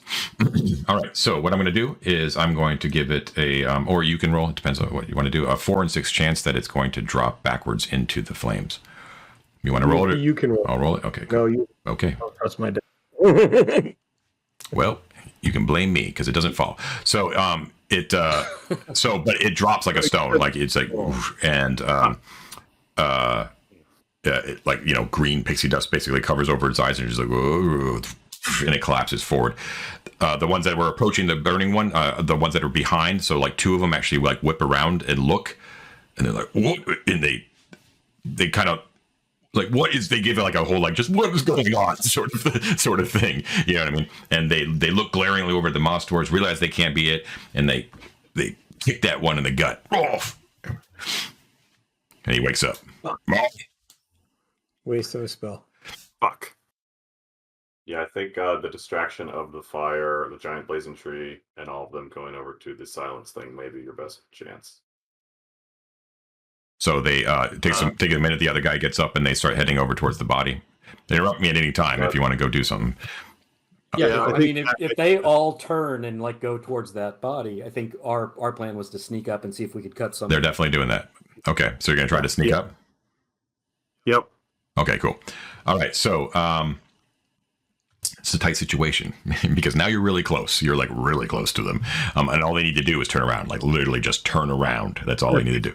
John, I have my hold person scroll on the ready in case they do. Got it. Yeah. All right. So they're carefully approaching. They enter in. Now this is all simultaneous. They're carefully approaching. The moment they sort of enter into the silence is the moment that you guys are sort of like out in the open, right? Like you're. This is just you and Argus and Halifax, right? Okay, so you're creeping forward as quietly as you possibly can, and what we're gonna do is roaring bonfire. They're very easily distracted, but there is a chance, right? So I need you guys to make a roll. It's going to be, I'm going to give you guys as well a 4 and 6 chance of moving silently across the ground to get to the moss dwarves. All right. I'm not going. Yeah. I should. Yeah, I'm not going either. Yeah, that's fine. I will say, why don't I telegraph that to you before you actually step out of the trees? Right. Okay. So 1 through 4, we're quiet. 5 or 6, you're not. Okay. But I'm saying you do not have. You're not out in the open right now. I'm not going to. You can make it. Right, you can right. make an intelligent decision. Those are good odds. Are we rolling collectively, John? I guess we would. Just one, right? No, I think. I mean, the consequences. We're right next to each other. So if they hear one of us, they're going to see both of us. So Yeah, the consequences would be the same, but I think it would be. Well, it's up to you. Each of you are trying to move silently, so each of you should roll. But yeah, consequences for failure will probably be the same. And we could try not going right next to each other, but put some distance between us. Maybe if they spot one of us, they miss the other one potentially. Mathematically, is it better to have both of you roll or not? Probably not. Right? Probably not. It's not Yeah. One more Yeah. chance of failing. So make a single roll. Yeah, that's fine. You want to do it, Ted? Okay. This will be my big chance to get Halifax killed. Come on. Looking forward to this. Okay, here it is. Yeah. All right. We got, hey, Nice. all right, cool. All right, so they are well distracted. They are now, you can see, they are confusedly investigating the body and kind of poking it, but also attempting to talk and not being able to, and also confused by that as well. And you can see, I will say Guillem and Aelfric are seeing this because Halifax and Argus are dead focused on the dwarves right now, that that their temper is starting to flare again. Like they don't like the fact that they can't talk to each other, and they can't figure out why. And why one of their friends is burning on the ground right now. And they also appear to be a little bit distressed by the fact that there is a billowing fire in the tree, like right by them. So well distracted. It's a little bit disturbing from Aelfric and Guillem's point of view as they watch Argus, and as you're looking at Argus and Halifax just perfectly lit out in the open, this bonfire, and they're crouched low with, I don't know, their knives or blades out or something like that, and you're crouched low. So you see the moss dwarves are like staring at you, and they're just like, you know, and they're just like, who are you? Save us! Save us! Be quiet. I thought we were I goners. get out some olive oil and my skewers, right? And I'm ready to start cooking fungi. No, I'm in. There's like a lot of there's like a lot of deep grumbling from their throats, which you're associating with fear. It's almost like a hiccuping, like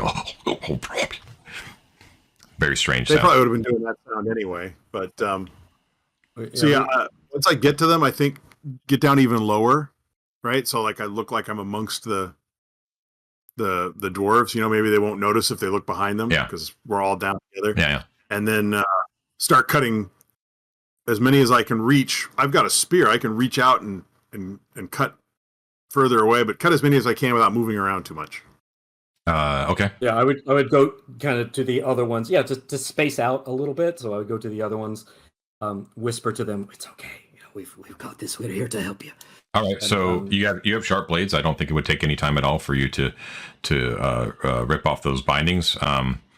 So 3 each, you were to be able to free them. Problem is that they're the goat folk saw them only as food, basically. So like but food that could get away. So there was no care at all given to like their bindings. So the blood was completely cut off on their ankles and wrists. So they have very limited mobility. Like they basically have no feeling in their feet right now.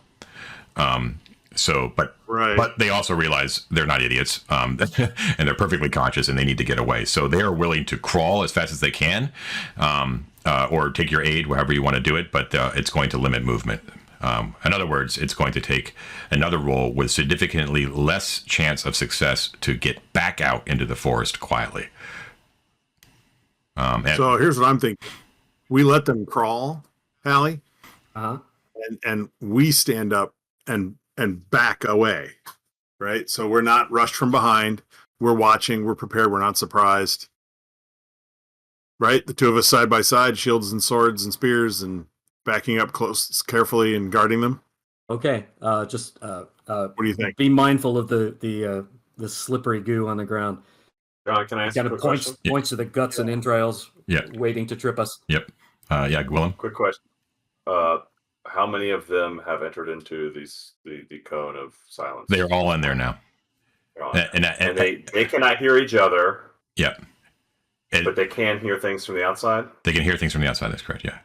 And at this point, because it's taken a little bit of time to cut them loose and gather them and kind of explain the plan, they are full on pushing and shoving at this point. They haven't quite reached the point of like out and out violence, but they are starting to go a little bit crazy. Like they have no idea what's going on. They don't have enough presence of mind to realize that there is a boundary, like that they can just step away. Yeah. It's like they're just sort of like in it, and they're like, "What the fuck is going on?" And they're freaking out. But it's causing to the point now where they're not focused on the body, so all they need to do is sort of like shift their positions around, and one of them is going to get a view on you guys. You know what I mean? It's good. You know, you have like position wise, there's no way to get the bonfire in There between is. us and them. There is, yes. Yes, there we go. Yeah. That's what I'd like to do is kind of There you shift go. so that we're behind the big blazing bonfire. Okay, cool.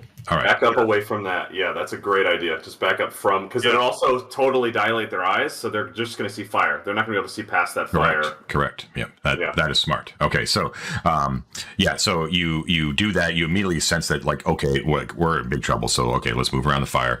You sort of guide them. But now they're basically like in a scrum. They're basically wrestling and tussling. It looks like they're moments away from Blaze coming out. So at any given moment right now, it's like there's still a chance that they might see you. But I will say that that you've brought the chance back up to a 4 and a 6 to actually retreat back out by keeping the bonfire between you and them. You know, but it's just like it's so chaotic. It's so chaotic. They may see movement through the bonfire or something like that. You know, you never know. You know, that sort of thing. Will this roll include the dwarves, or do They they include the have to dwarves. do Yeah, their you have a one roll, 4 and 6 to get back out into the woods and be safe from this encounter. Okay, I think this one's yours, Matt. I got it, man. I can feel it. Here it comes. 6, baby. No. That's not what you wanted to roll.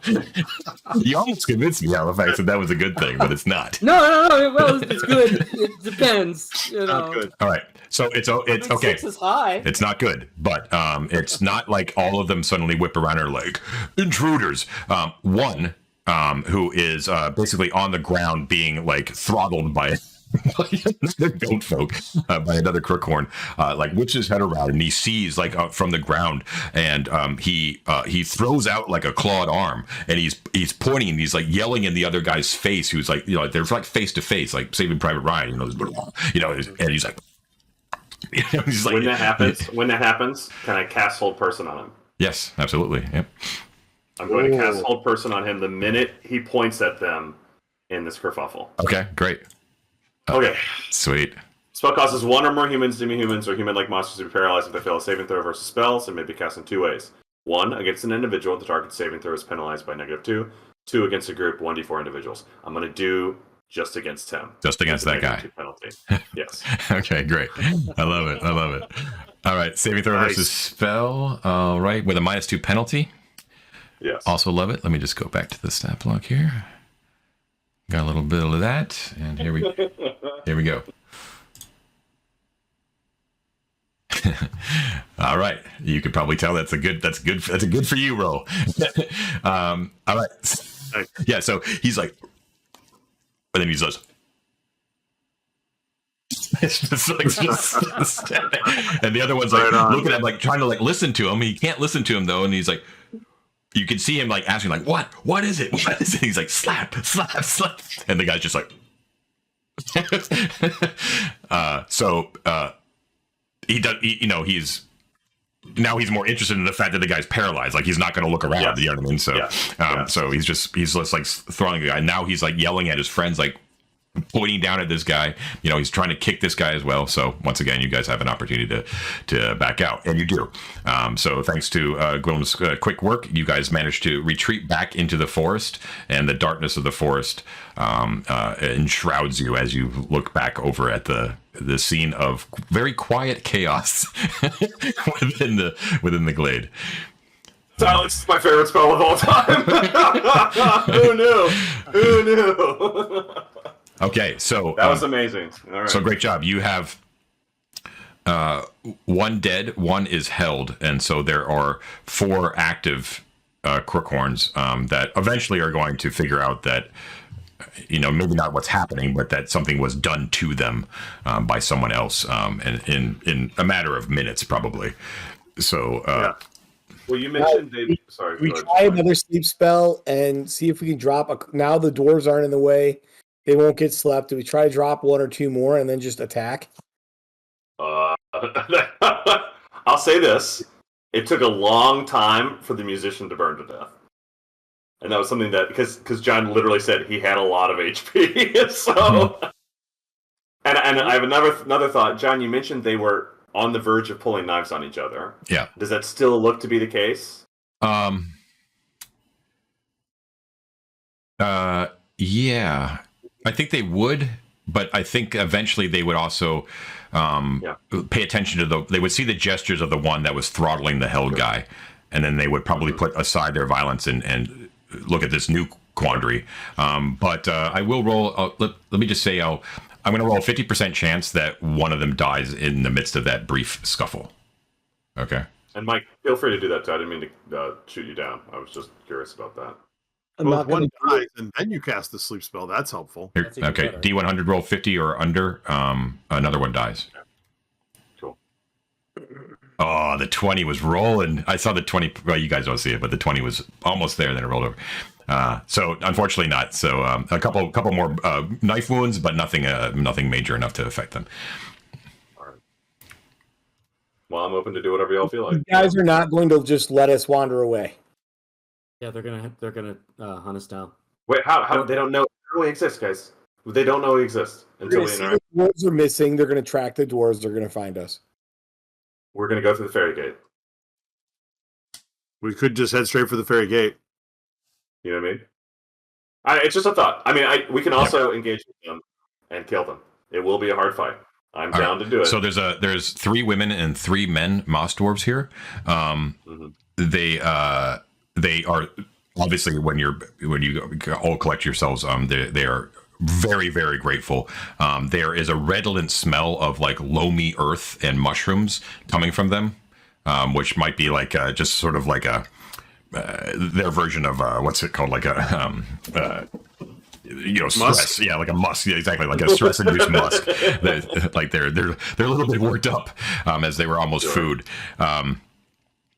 And if we can smell this, I'm assuming like animalistic goat men could probably easily. Very good smell point too.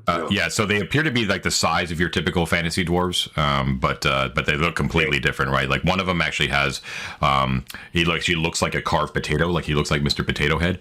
One of them has, one of them actually has eyes, like actually deep pool, like liquid-like eyes that are actually as large as fists. You know, like huge eyes, and one actually has a huge beard that drapes all the way down to his crotch. That is actually made out of like frothy yeast, like it actually, like a doughy sort of beard.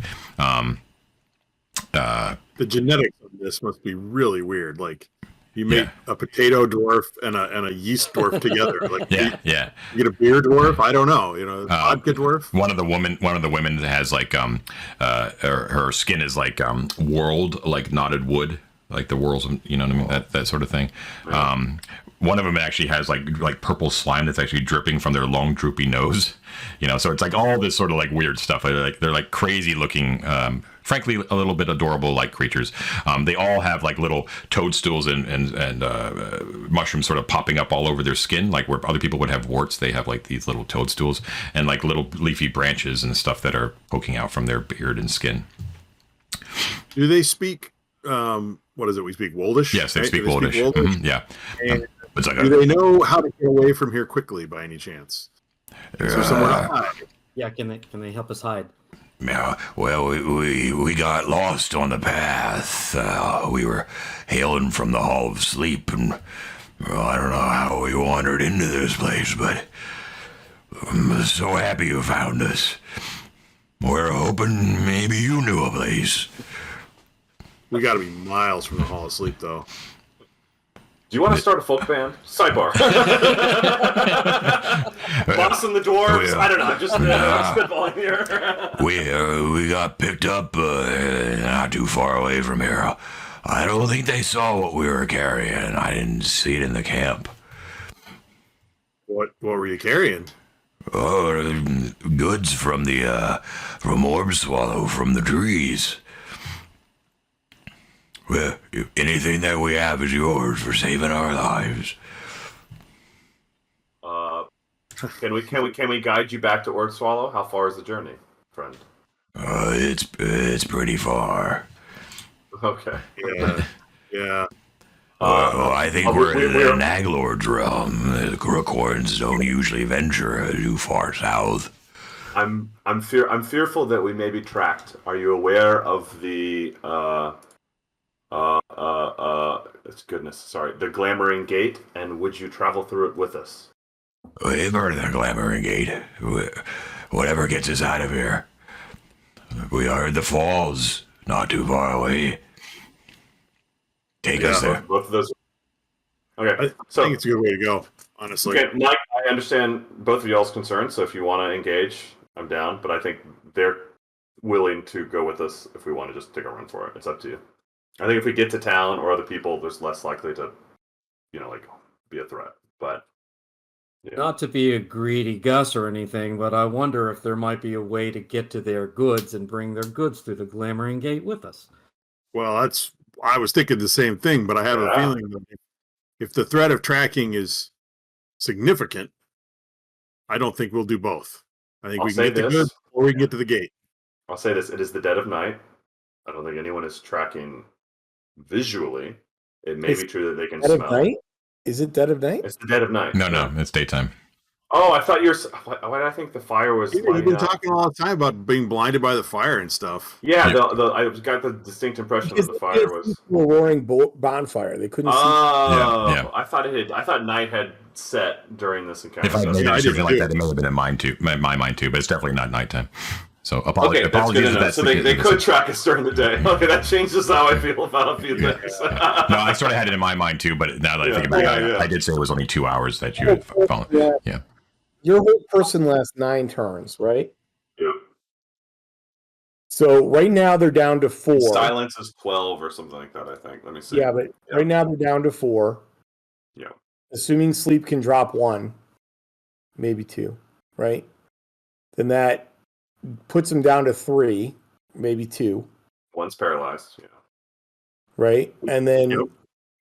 I feel like now's the time, guys. I mean, I'm not going to be able to help much past the sleep spell, but it's like now Well, when yeah, we that's have what the I was gonna say. momentum, or we wait until they chase 9 turns go by and they chase us down in the woods, and then we have to fight 5. I don't know. Can Mossdorfs fight? I say to the Mossdorfs. You give us Anything at all that some you can do to weapons help. here, sure. But rather not. Crookhorns are nasty. They're disease creatures. No one ever wins in a fight with Crookhorns, even if you win. There is that. Too. Yeah, okay, stuff like that. I'm sorry. Let's run. I don't want to catch a disease. Let's get the fuck out of here. I mean, Gwillem is not my not back. a- I'm going to put it that way. I've had enough not a diseases. bad I'm idea. albino. We all had to do a quest to cure a plague already. using the sleep spell might give us a little boost for running while they. That's a very good idea. They can just But turn around and probably wake them up. They can just Yeah, turn around that's and wake them up. Yeah. I'm going to You're save right. that other spell for when they catch us. Yeah, do that. Yeah. Why don't what if Argus and I stay back behind a little bit, kind of off to the side, so if they come, So we can die in the forest alone. Guys, let's not split the party. Let's Yeah. run as fast as we can. But let's go get There's no assurance that they're going to track us immediately. You're assuming they have like radar vision in which they are like beelining towards us as fast as they can, like the ring rates, right? Like we are going to run very fast towards the gate as fast as we can, and we have a I think lead. we got to go get the loot. I think we got to get the loot. There's no point to this whole thing if we don't get the loot. The point is saving the dwarves. Okay, No, you don't get XP for saving dwarves. You get If we're going for the loot, we're going for the loot, and that is the risk we're taking. So let's go for the loot right now. Dead Let's spread. go for the loot. Go for the loot. go for the loot. Okay. I look forward to seeing you all in the One True Gods. Whatever the equivalent is. Hell, I mean, we're all going to die. So you what is 9 turns long? Hold person or silence? 9 Whole turns. person is 9, Yeah. and silence is 12. Yeah. Okay. I don't know how many rounds have gone by, but All right, so you book it as fast as you can. They tell you, they direct you, and thankfully it's actually not that far off course that would lead you back to Longshanks Falls, where they were basically picked up by these things, by these crookhorns. And it does appear that they had well, let me look at the map here. Yeah, okay, so it looks like there was it's an area of the forest, basically, like in a ditch, basically, where there are scattered knapsacks and traveling packs, and it looks like there's trees broken, and like there was definitely like a scuffle that occurred here. And the spokesperson of the Moss Dwarves is a Moss dwarf by the name of Kebab, like a shish kebab, but Kebab, yes. He's the one with the huge eyes, we'll say, okay. And he's like, no, this is the place. Oh, good. They didn't take it. Well, it's yours now if you want it, whatever you can carry. We best hurry, though. What is it? And you look in and you see that there are very strange looking things within these sacks, wondrous things, stinky things. But there is, let's see, what do we got here? So you're pulling things out, like looking at him strangely, and like, what's his name? Kebab is like sort of like right there at your side. And he's sort of like looking up at you, and he's like he's like, well, that in your hand is what we called it. So he's like, that's called hogger, he says, as Guillem pulls out a hunk of cheese that is so moldy that it is like you're pulling it out of the sap, and it's like fuzzy, you know what I mean? It's like picking out like a stuffed animal. He's like, we call that hogger. Yeah, people at the House Gilliford at the Hall of Sleep, they puts hair on their chest, and you hear like the women are like, well, you know. Maybe we should get this fascinating lesson underway as we move. Yeah. There's more, though. Oh, I really want to hear about this as we move towards the gate, which is down that way. Oh, by the way, Ethel's going to be dead. All right. So We'll get out. Okay, lessons later. so you grab the knapsacks and you book it. So you run as fast as you possibly can. While we're running, keep talking while we're running. I want to know what's in there. Okay. All right. Yeah. So you're running. So he's like huffing and puffing. They slowly get their blood back into their feet, by the way. And so like they're trotting along, you know, making as good. Now they move slower, so you can't quite book it as quickly as you would like to. But you pull out another cheese. There's a lot of these sort of, you know, I'm picking out like one example of them, but there's multiple parts of it. So this is, instead of like the hard fuzzy cheese that you got out before, this one is like super slimy. Like you actually think it's like some sort of like viscera at first when you put your hand in, then you pull it out and it's like this super gooey, grotesquely slimy, like snot almost cheese, and it has hairy blue strands of mold that actually sort of hang out of it. And it's actually packaged in sock-like leather pouches, like long sort of tangly. It's fantastic. Yeah, and like one like brown tongue like sort of licks along his lips. He's like, that's the good stuff. That's bugler boot cheese. That's one of the milk tree's finest cheeses. You have some of that, and a good chance you're gonna feel right as rain. We've been told though that the stomachs of your folk are a little bit more delicate than ours, so might also cause some violent vomiting. Just want to put that out there. That's the best kind, really. It's like, I can't even handle blue cheese. He goes, now, and that sack, now that, and you pull out and you see that you are. That's from the moon tree. Then you pull out these. They're plants, but they're actually spherical, almost perfectly spherical nodules, and and they give off like a perfect, like milk white lambent glow. They're about 1 foot in diameter. They're quite large, actually, and they actually give off like a creamy white glow that glows out that goes forth at about 20 feet diameter. Natural light. Useful in these dark times in the dark paths of the forest. What's that one called? Yeah, this is the fruit of the moon tree, the full moon fruit. They didn't actually harvest any of the other phases fruits, but full moon, quite rare. Get a good price for this. It's yours. The glow subsides after about a week. Longer than your lantern, though. Oh, Hey, nice. We're gonna have to put that back in the sack before we get into the Shadow Road. Wish we had some coin for you, but didn't quite make it to the hall in order to collect. But what we have the is Hall of yours. Sleep is nearby. We know that. Got I lost. Worry not, friends. Your lives are our treasure enough. We are glad to see you safe. Let us make haste to safety, and afterwards we will guide you back to the Hall of Sleep when that road is clear, proverbially speaking. Anyway, yeah. So I should have said that actually before you went into conversation with them as you were moving, because you tied Ethel up when you heard the sounds of the crook horns. So you get back to her well beforehand, and she's fine. She's okay. So you so you can attach the knapsacks to her tree if you want, and move on. So now you move at a fast clip. The spells last for a while, and they are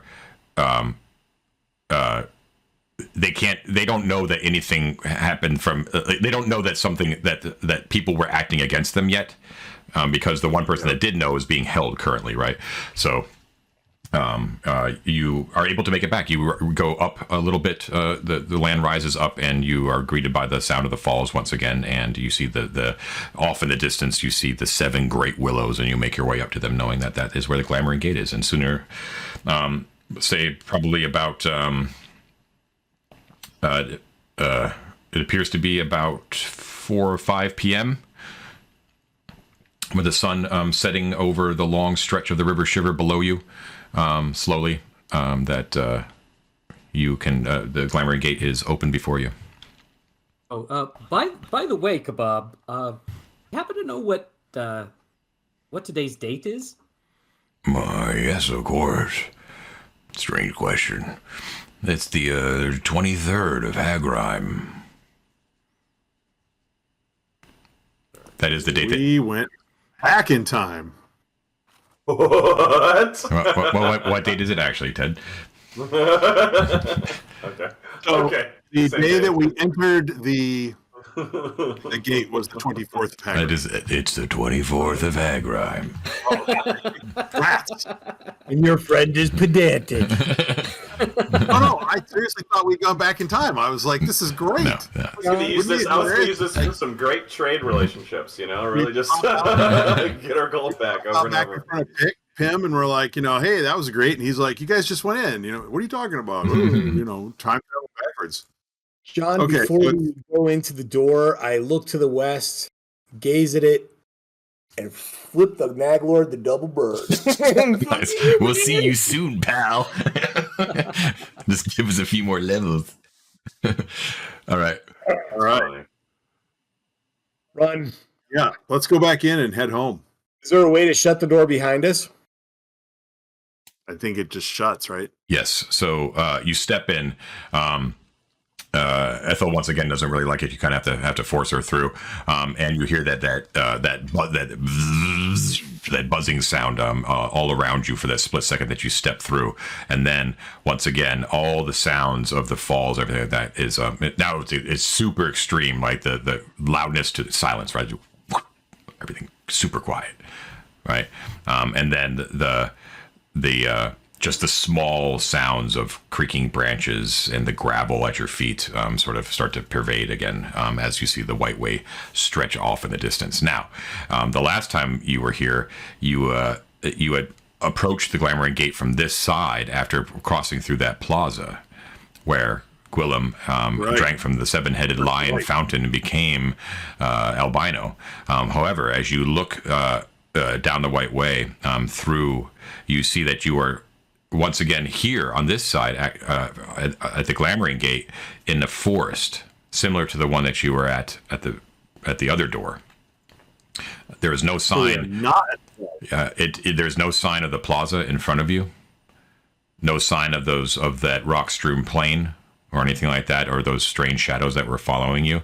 It just appears to be that the colorless twilit forest in front of you, with the White Way stretched. This is where we started from the other side. The small amount of landmarks from that side don't appear to be here. It just appears to be like a random patch of twilit forest. But it is definitely not the same area that you exited from. So this is also the start of a path, like another start of the Yellow Brick Road. It appears to be. I was kind of wondering if the time of day you enter the gate has any effect on where it goes, or the day you enter it. Or whether they don't go both ways. Like one A goes to B, but B always goes to C, and C always. Yeah, it's probably something like that. I guess we'll find out. We're about to find. Yeah. Should I drink from the fountain again, just for fun? You don't see that. There's no fountain. I'm saying there is no fountain. Oh, I misheard. Sorry. Yeah. Yeah. If we find it, go nuts. I hope you get polka dots. But, okay. Well, we should start walking. Start walking along the White Way. I don't see a whole lot of options. All right, just give me a moment here.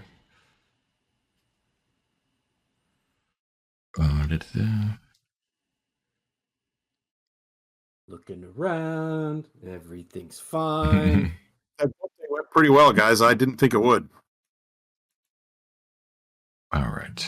I'm also curious how the moss dwarves are responding. Like, is this just like totally in stride, or is this no? They're really freaking they're out? just as freaked out about it as you are. But they they're looking around a little bit scared. But they appear to take the knowledge of a ferry road like in stride. Like they understand that these are things. But they've never been on them, so they're a little bit worried themselves. All right, so we should definitely sort of swagger and brag about our worldliness, and ferry roads are old hat. Yeah, absolutely. We've done this. Yeah, so It'll be fine. It'll be fine. The shadows come alive. They try to scare you. It's nothing. The terrain doesn't break up here like it did the last time, where it sort of like exited out of the forest onto like that boulder-strewn plain. Now it's just like it's a dense but thinly shaped, thin-trunked trees as you make your way along the crunching gravel path. Now, at a certain point beside the road, you see that there is a structure that is that you are approaching. It's off to the side of the road, daring not to, I assume, to avoid it by leaving the path. Correct? You approach the thing. Yeah. So, staying on the path, you see that it appears to be a crumbling mausoleum, just standing by itself with no other structure around it. However, it does seem to fit the general mood of the place, as it's sort of like, it's got like a Grecian frieze sort of thing, with some pillars in front, that's sort of been crumbled a little bit. Like some of the pillars are broken, and it's sort of shifted to its side a little bit as it sort of crumbled to the ground. The door itself is slightly ajar, with blackness beyond. How far off the path is this? It's basically like it abuts the path. Like you wouldn't actually be leaving it should you enter. I'm going to sort of make the sign of the Revelator and approach the door. But just before you do that, is it architecturally similar and sort of in age to the plaza that we saw before? Yeah. Okay. Vaguely, yeah. It has a general sense of extreme age. You would say, yeah. Okay. Definitely no dwellings. You've never seen anything like this in Dolmenwood. Okay. Yeah. That's helpful. Thank you. Could be the portal inside, right? So What's that? Could be the portal inside of it. I'm going to go look and see. Revelator. Hey, why don't you take one of these fruit of the moon with you? Sure, I'll take a fruit of the moon. So you can see inside when you get in there. So it's I'll like grab it. this big globe, right? Like it's a foot wide, right? You know, so it's like you're holding this big crystal ball sort of thing. It's like, and it's not like a torch, and it's not like a light spell. It's like actually in between. It's sort of a creamy white, sort of like milky glow. You know, just you illuminate the inside of the mausoleum, and you see that there are no more like biers inside, right? There or any sort of a sarcophagi or anything like that, but there is in the debris inside, which is like just twigs and leaves and a little bit of the gravel path. There is a staircase that leads down in the back of it. I want to do one thing. I want to pick up one of these twigs and put it in my pocket. Okay. Nothing happens. And then okay. And then I'll say, hey, there's a stairway down. Let's go. We don't have much time. Who knows if those goatmen can follow us through the gate? Maybe K-Bob's like, that seems rather hasty. Yeah, I kind of want to. They all look like very like, whoa, what is this? Is there anyone coming up behind us on the path? No. Argus will take that moon fruit, and he wants to go in and try and shine it down the staircase a little and sort of see what's down there. Okay, so it looks like it goes down really far. Like it does not illuminate the bottom of the staircase. And judging by like the angle of the staircase, it looks like it goes, you know, like farther away from the path, like deeper into the forest, but you know, underground. Yeah. But this isn't just like going down to the cellar right underneath where we are. This is going into the earth. Into the earth. That's correct. Yeah. Yeah. Now, Aelfric, as you're looking back, after some investigation, you do hear way down the path, like in the direction that you're going. You do hear some people, some men talking, like a small group of men, quietly, like male. Up the men. Like they're coming towards you from the direction that you're looking to go. So not goatmen, but possibly other adventurers. I make everyone else aware of what I'm hearing. There's no cover, right? Or are we still in the forest? You're in the forest. It's all in the forest, yeah. Okay. I'll put the globe back in the sack. All right, guys. Do we want to go talk to the voices of men coming towards us, or do we want to explore the Cyclopean crypt? Which do you want to do? I'm sorry. Okay. Yeah, I'm confused. I thought the crypt was like the terminus of the path. It is. No. It is. No, it just goes right. The road goes right by it, but on the side of the road is this mausoleum that you're now inside. Okay, that's my mistake. Yeah. Okay, I see. Why don't we hide in the crypt until we can get an eye on them and see if they look super threatening? I mean, we could also hide in the forest. So I'm afraid of leaving the path, to be honest. Yeah, I don't want to leave the path that much. I don't know if we will continue to exist. All the monsters, that we hear people coming. We're gonna hide. Who else knows about the Mizzle door? Who knows? We don't know that either. I hope it's not the fucking excuse me, the drone. What am I door? trying to say? But it might be worthwhile just to hide, just in case, because they might not be. A bunch of Druid assassins coming for us. It also could be the Mizzle door. What's a Mizzle door? Mizzle door is the one in the mid. That's the one we're going to. Oh, all the different doors have different names?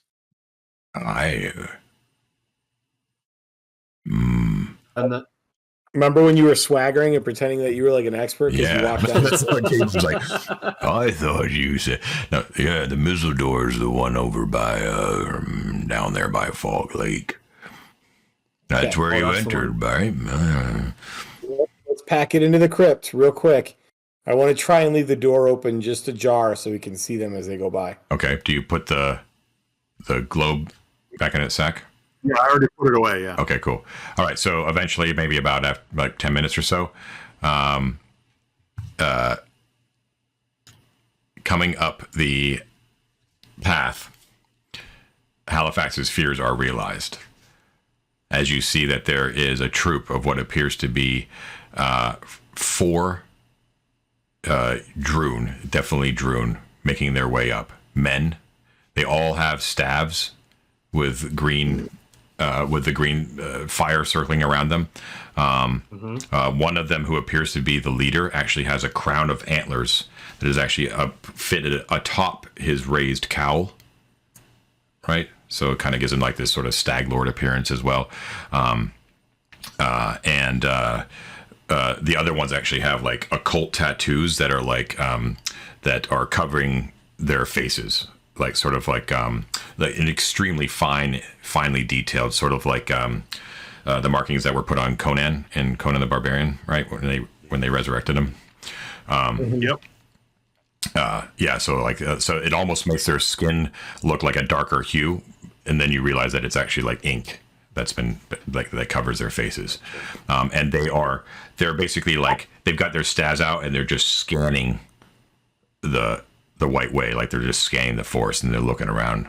And as they kind of pass by the mausoleum, you see them take note of it, but then dismiss it out of hand. They're just like because no one would be crazy enough to go in there. Yeah, well, so you actually hear one of them. Give me a second.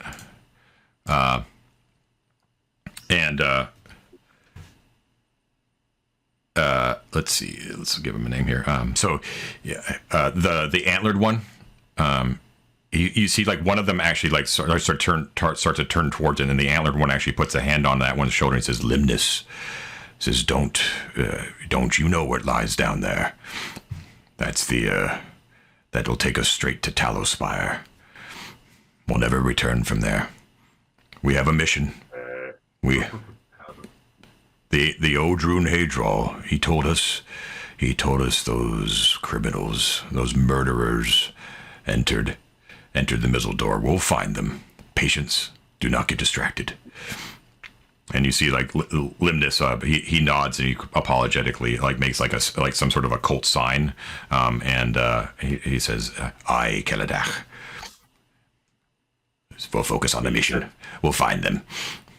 We'll bring them before the Aegis and make them suffer for their crimes." Amazing. One, amazing. Two, to clarify, they said Talospire. Yeah, Talospire. Like candle tallow. Spell that, I'm sorry. Oh, tallow. Gotcha. Talospire.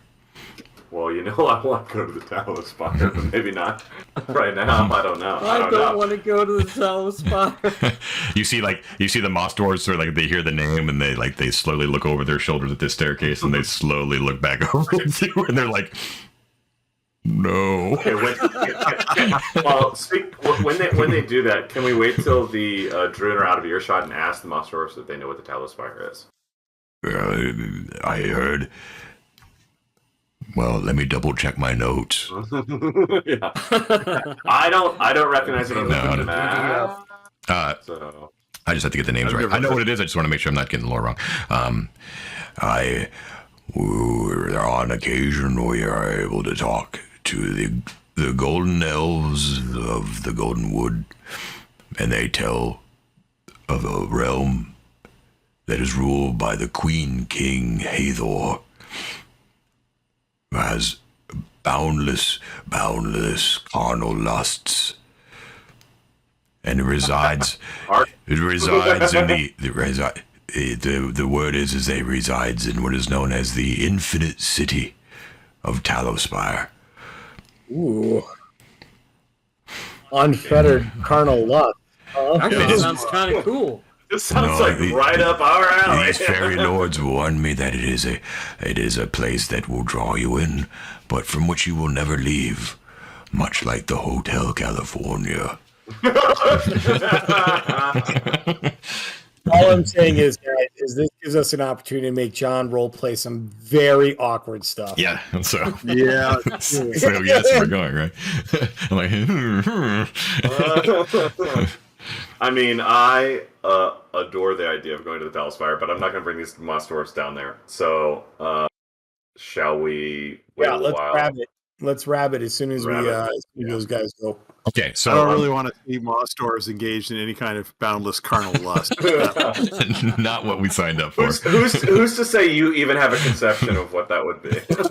True. No teaching. I don't think. I think it's so outside of your realm of understanding. It would be both horrific and beautiful. Yeah, to me, it would just look like extra mushrooms sprouting, and to them, they'd be all embarrassed. And It's when they release the spores that it gets really nice. Okay, so we're basically at the end of the session, but that's actually really good timing because you travel once again. So even though the terrain is different and you're not passing the same landmarks that you did the first time, you still get the impression by the amount of distance that you travel that you've traveled only 12 miles. And as you do, you finally see in the distance, you see the huge misty forms of those faceless sword-bearing statues that front the Mizzle door, and it's wispy white. And I assume that you don't hesitate and you move through the door. yeah, Dude, but I want to do one thing before we close, John. Sure. With the knowledge that we just received, I would like to exit, re-enter one more time to see what the landscape looks like, and then exit again. If I know that the exit is leading to the correct place, but the liminal space changes, I'm curious what the liminal space looks like a third time. Or if it just, you know what I mean? Is it a binary? Is it just two different paths? Or is it a multiplicity of paths, etc. is what I'm thinking. Gotcha. Does that sound crazy to you guys? Well, I think it's worth knowing. I'm curious too, honestly. Yeah. All right, well, so I would like to do that real quick. All right. Well, there's a sequence that's going to happen there real quick. All right. So you exit out, the buzzing sound, and then you're back out, and the sounds of the area which you expected to kind of be in are present. However, I need to know what the weather is, please. Oh, true. Well, when we left this place on the 24th of Hagrim, it was a warm, sunny spring day. Yep. And then we went through the ferry road. Yeah. So roll again. Okay. Who hasn't rolled? I'll do it. It's 2d6. Argus is our weatherman. Yeah. Right? 2d6, right? 2d6. Yeah. 6. All right. So it appears to be similar weather. It's like a clement and cheery day. So it still seems to be quite nice out. Roll me a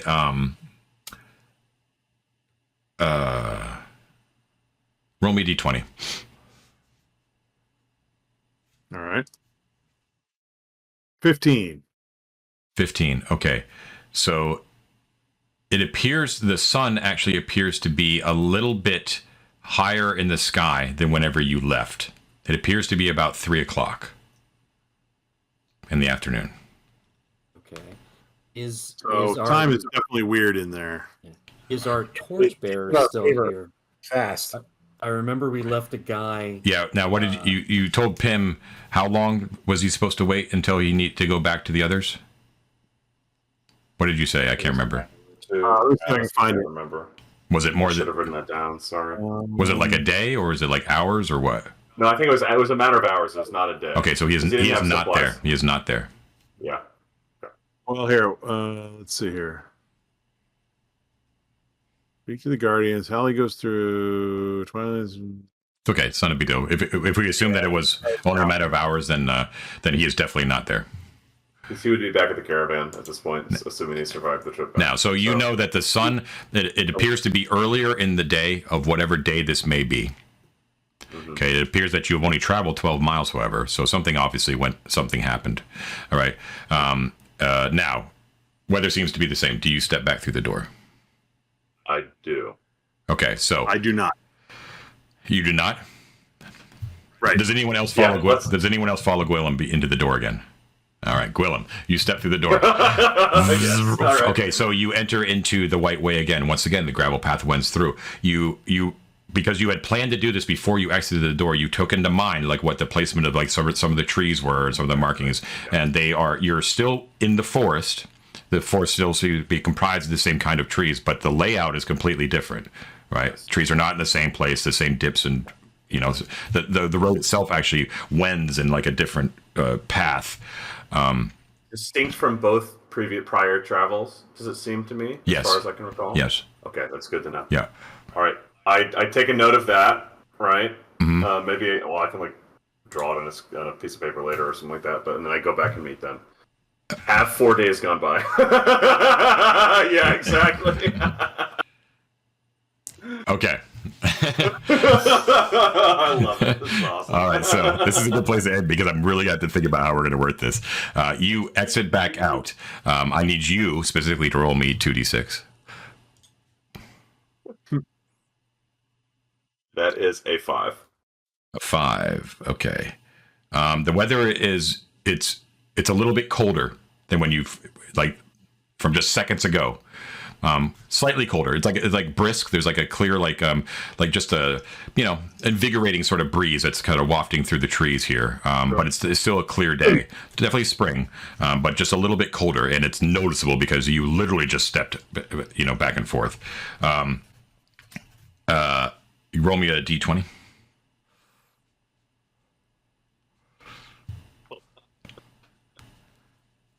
Do it, David. 17. 17. Okay, so as you could probably figure what I'm figuring out here, now it appears to be sort of like the time that you had expected it to be the first time you exited, but it wasn't. So it appears to be 5 o'clock, and so the evening is starting to set in. Yeah. So now you guys wait, and you wait. And Guillem isn't there. You have no idea like what he's doing. Guillem, when you step through, going back to Guillem, when you step through, there's no sign of them at all. Like your friends are like completely gone, right? And there's no like indication of recently disturbed grass or undergrowth or anything like that. It's obvious that people have through, time immemorial approach the Mizzle door, you know what I mean? But there's definitely no like recent undergrowth. So you guys are separated in a little bit in time. So this is actually a perfect place to end it because there would be a point where so I also don't want to if you guys want to step back through the Mizzle door at a certain point and be like, where is he? You know what I mean? Maybe you'll do that, but we can discuss that next time. Sure. Interesting wrinkle that I was not expecting. I love it. I kind of suspected, but I went for it anyway. I love it. I love it. Yeah. All right, that was a lot of fun. A lot of cool stuff. That was a great session. Yeah. Oh wow. All right, guys. So we'll call it a night for that one. Thanks everyone again for tuning in. Don't forget to please like and subscribe. As always, hit the bell notification, and don't forget too that you can listen to the audio of this on all of your favorite podcasting platforms. The link is in the description and in our YouTube banner. So please spread the word. We have gotten over 900, so we are on the final march to 1,000. So all eyes are focused on that right now. So. Well, thanks once again, everybody. Have a great week, and we'll see you next time. Bye.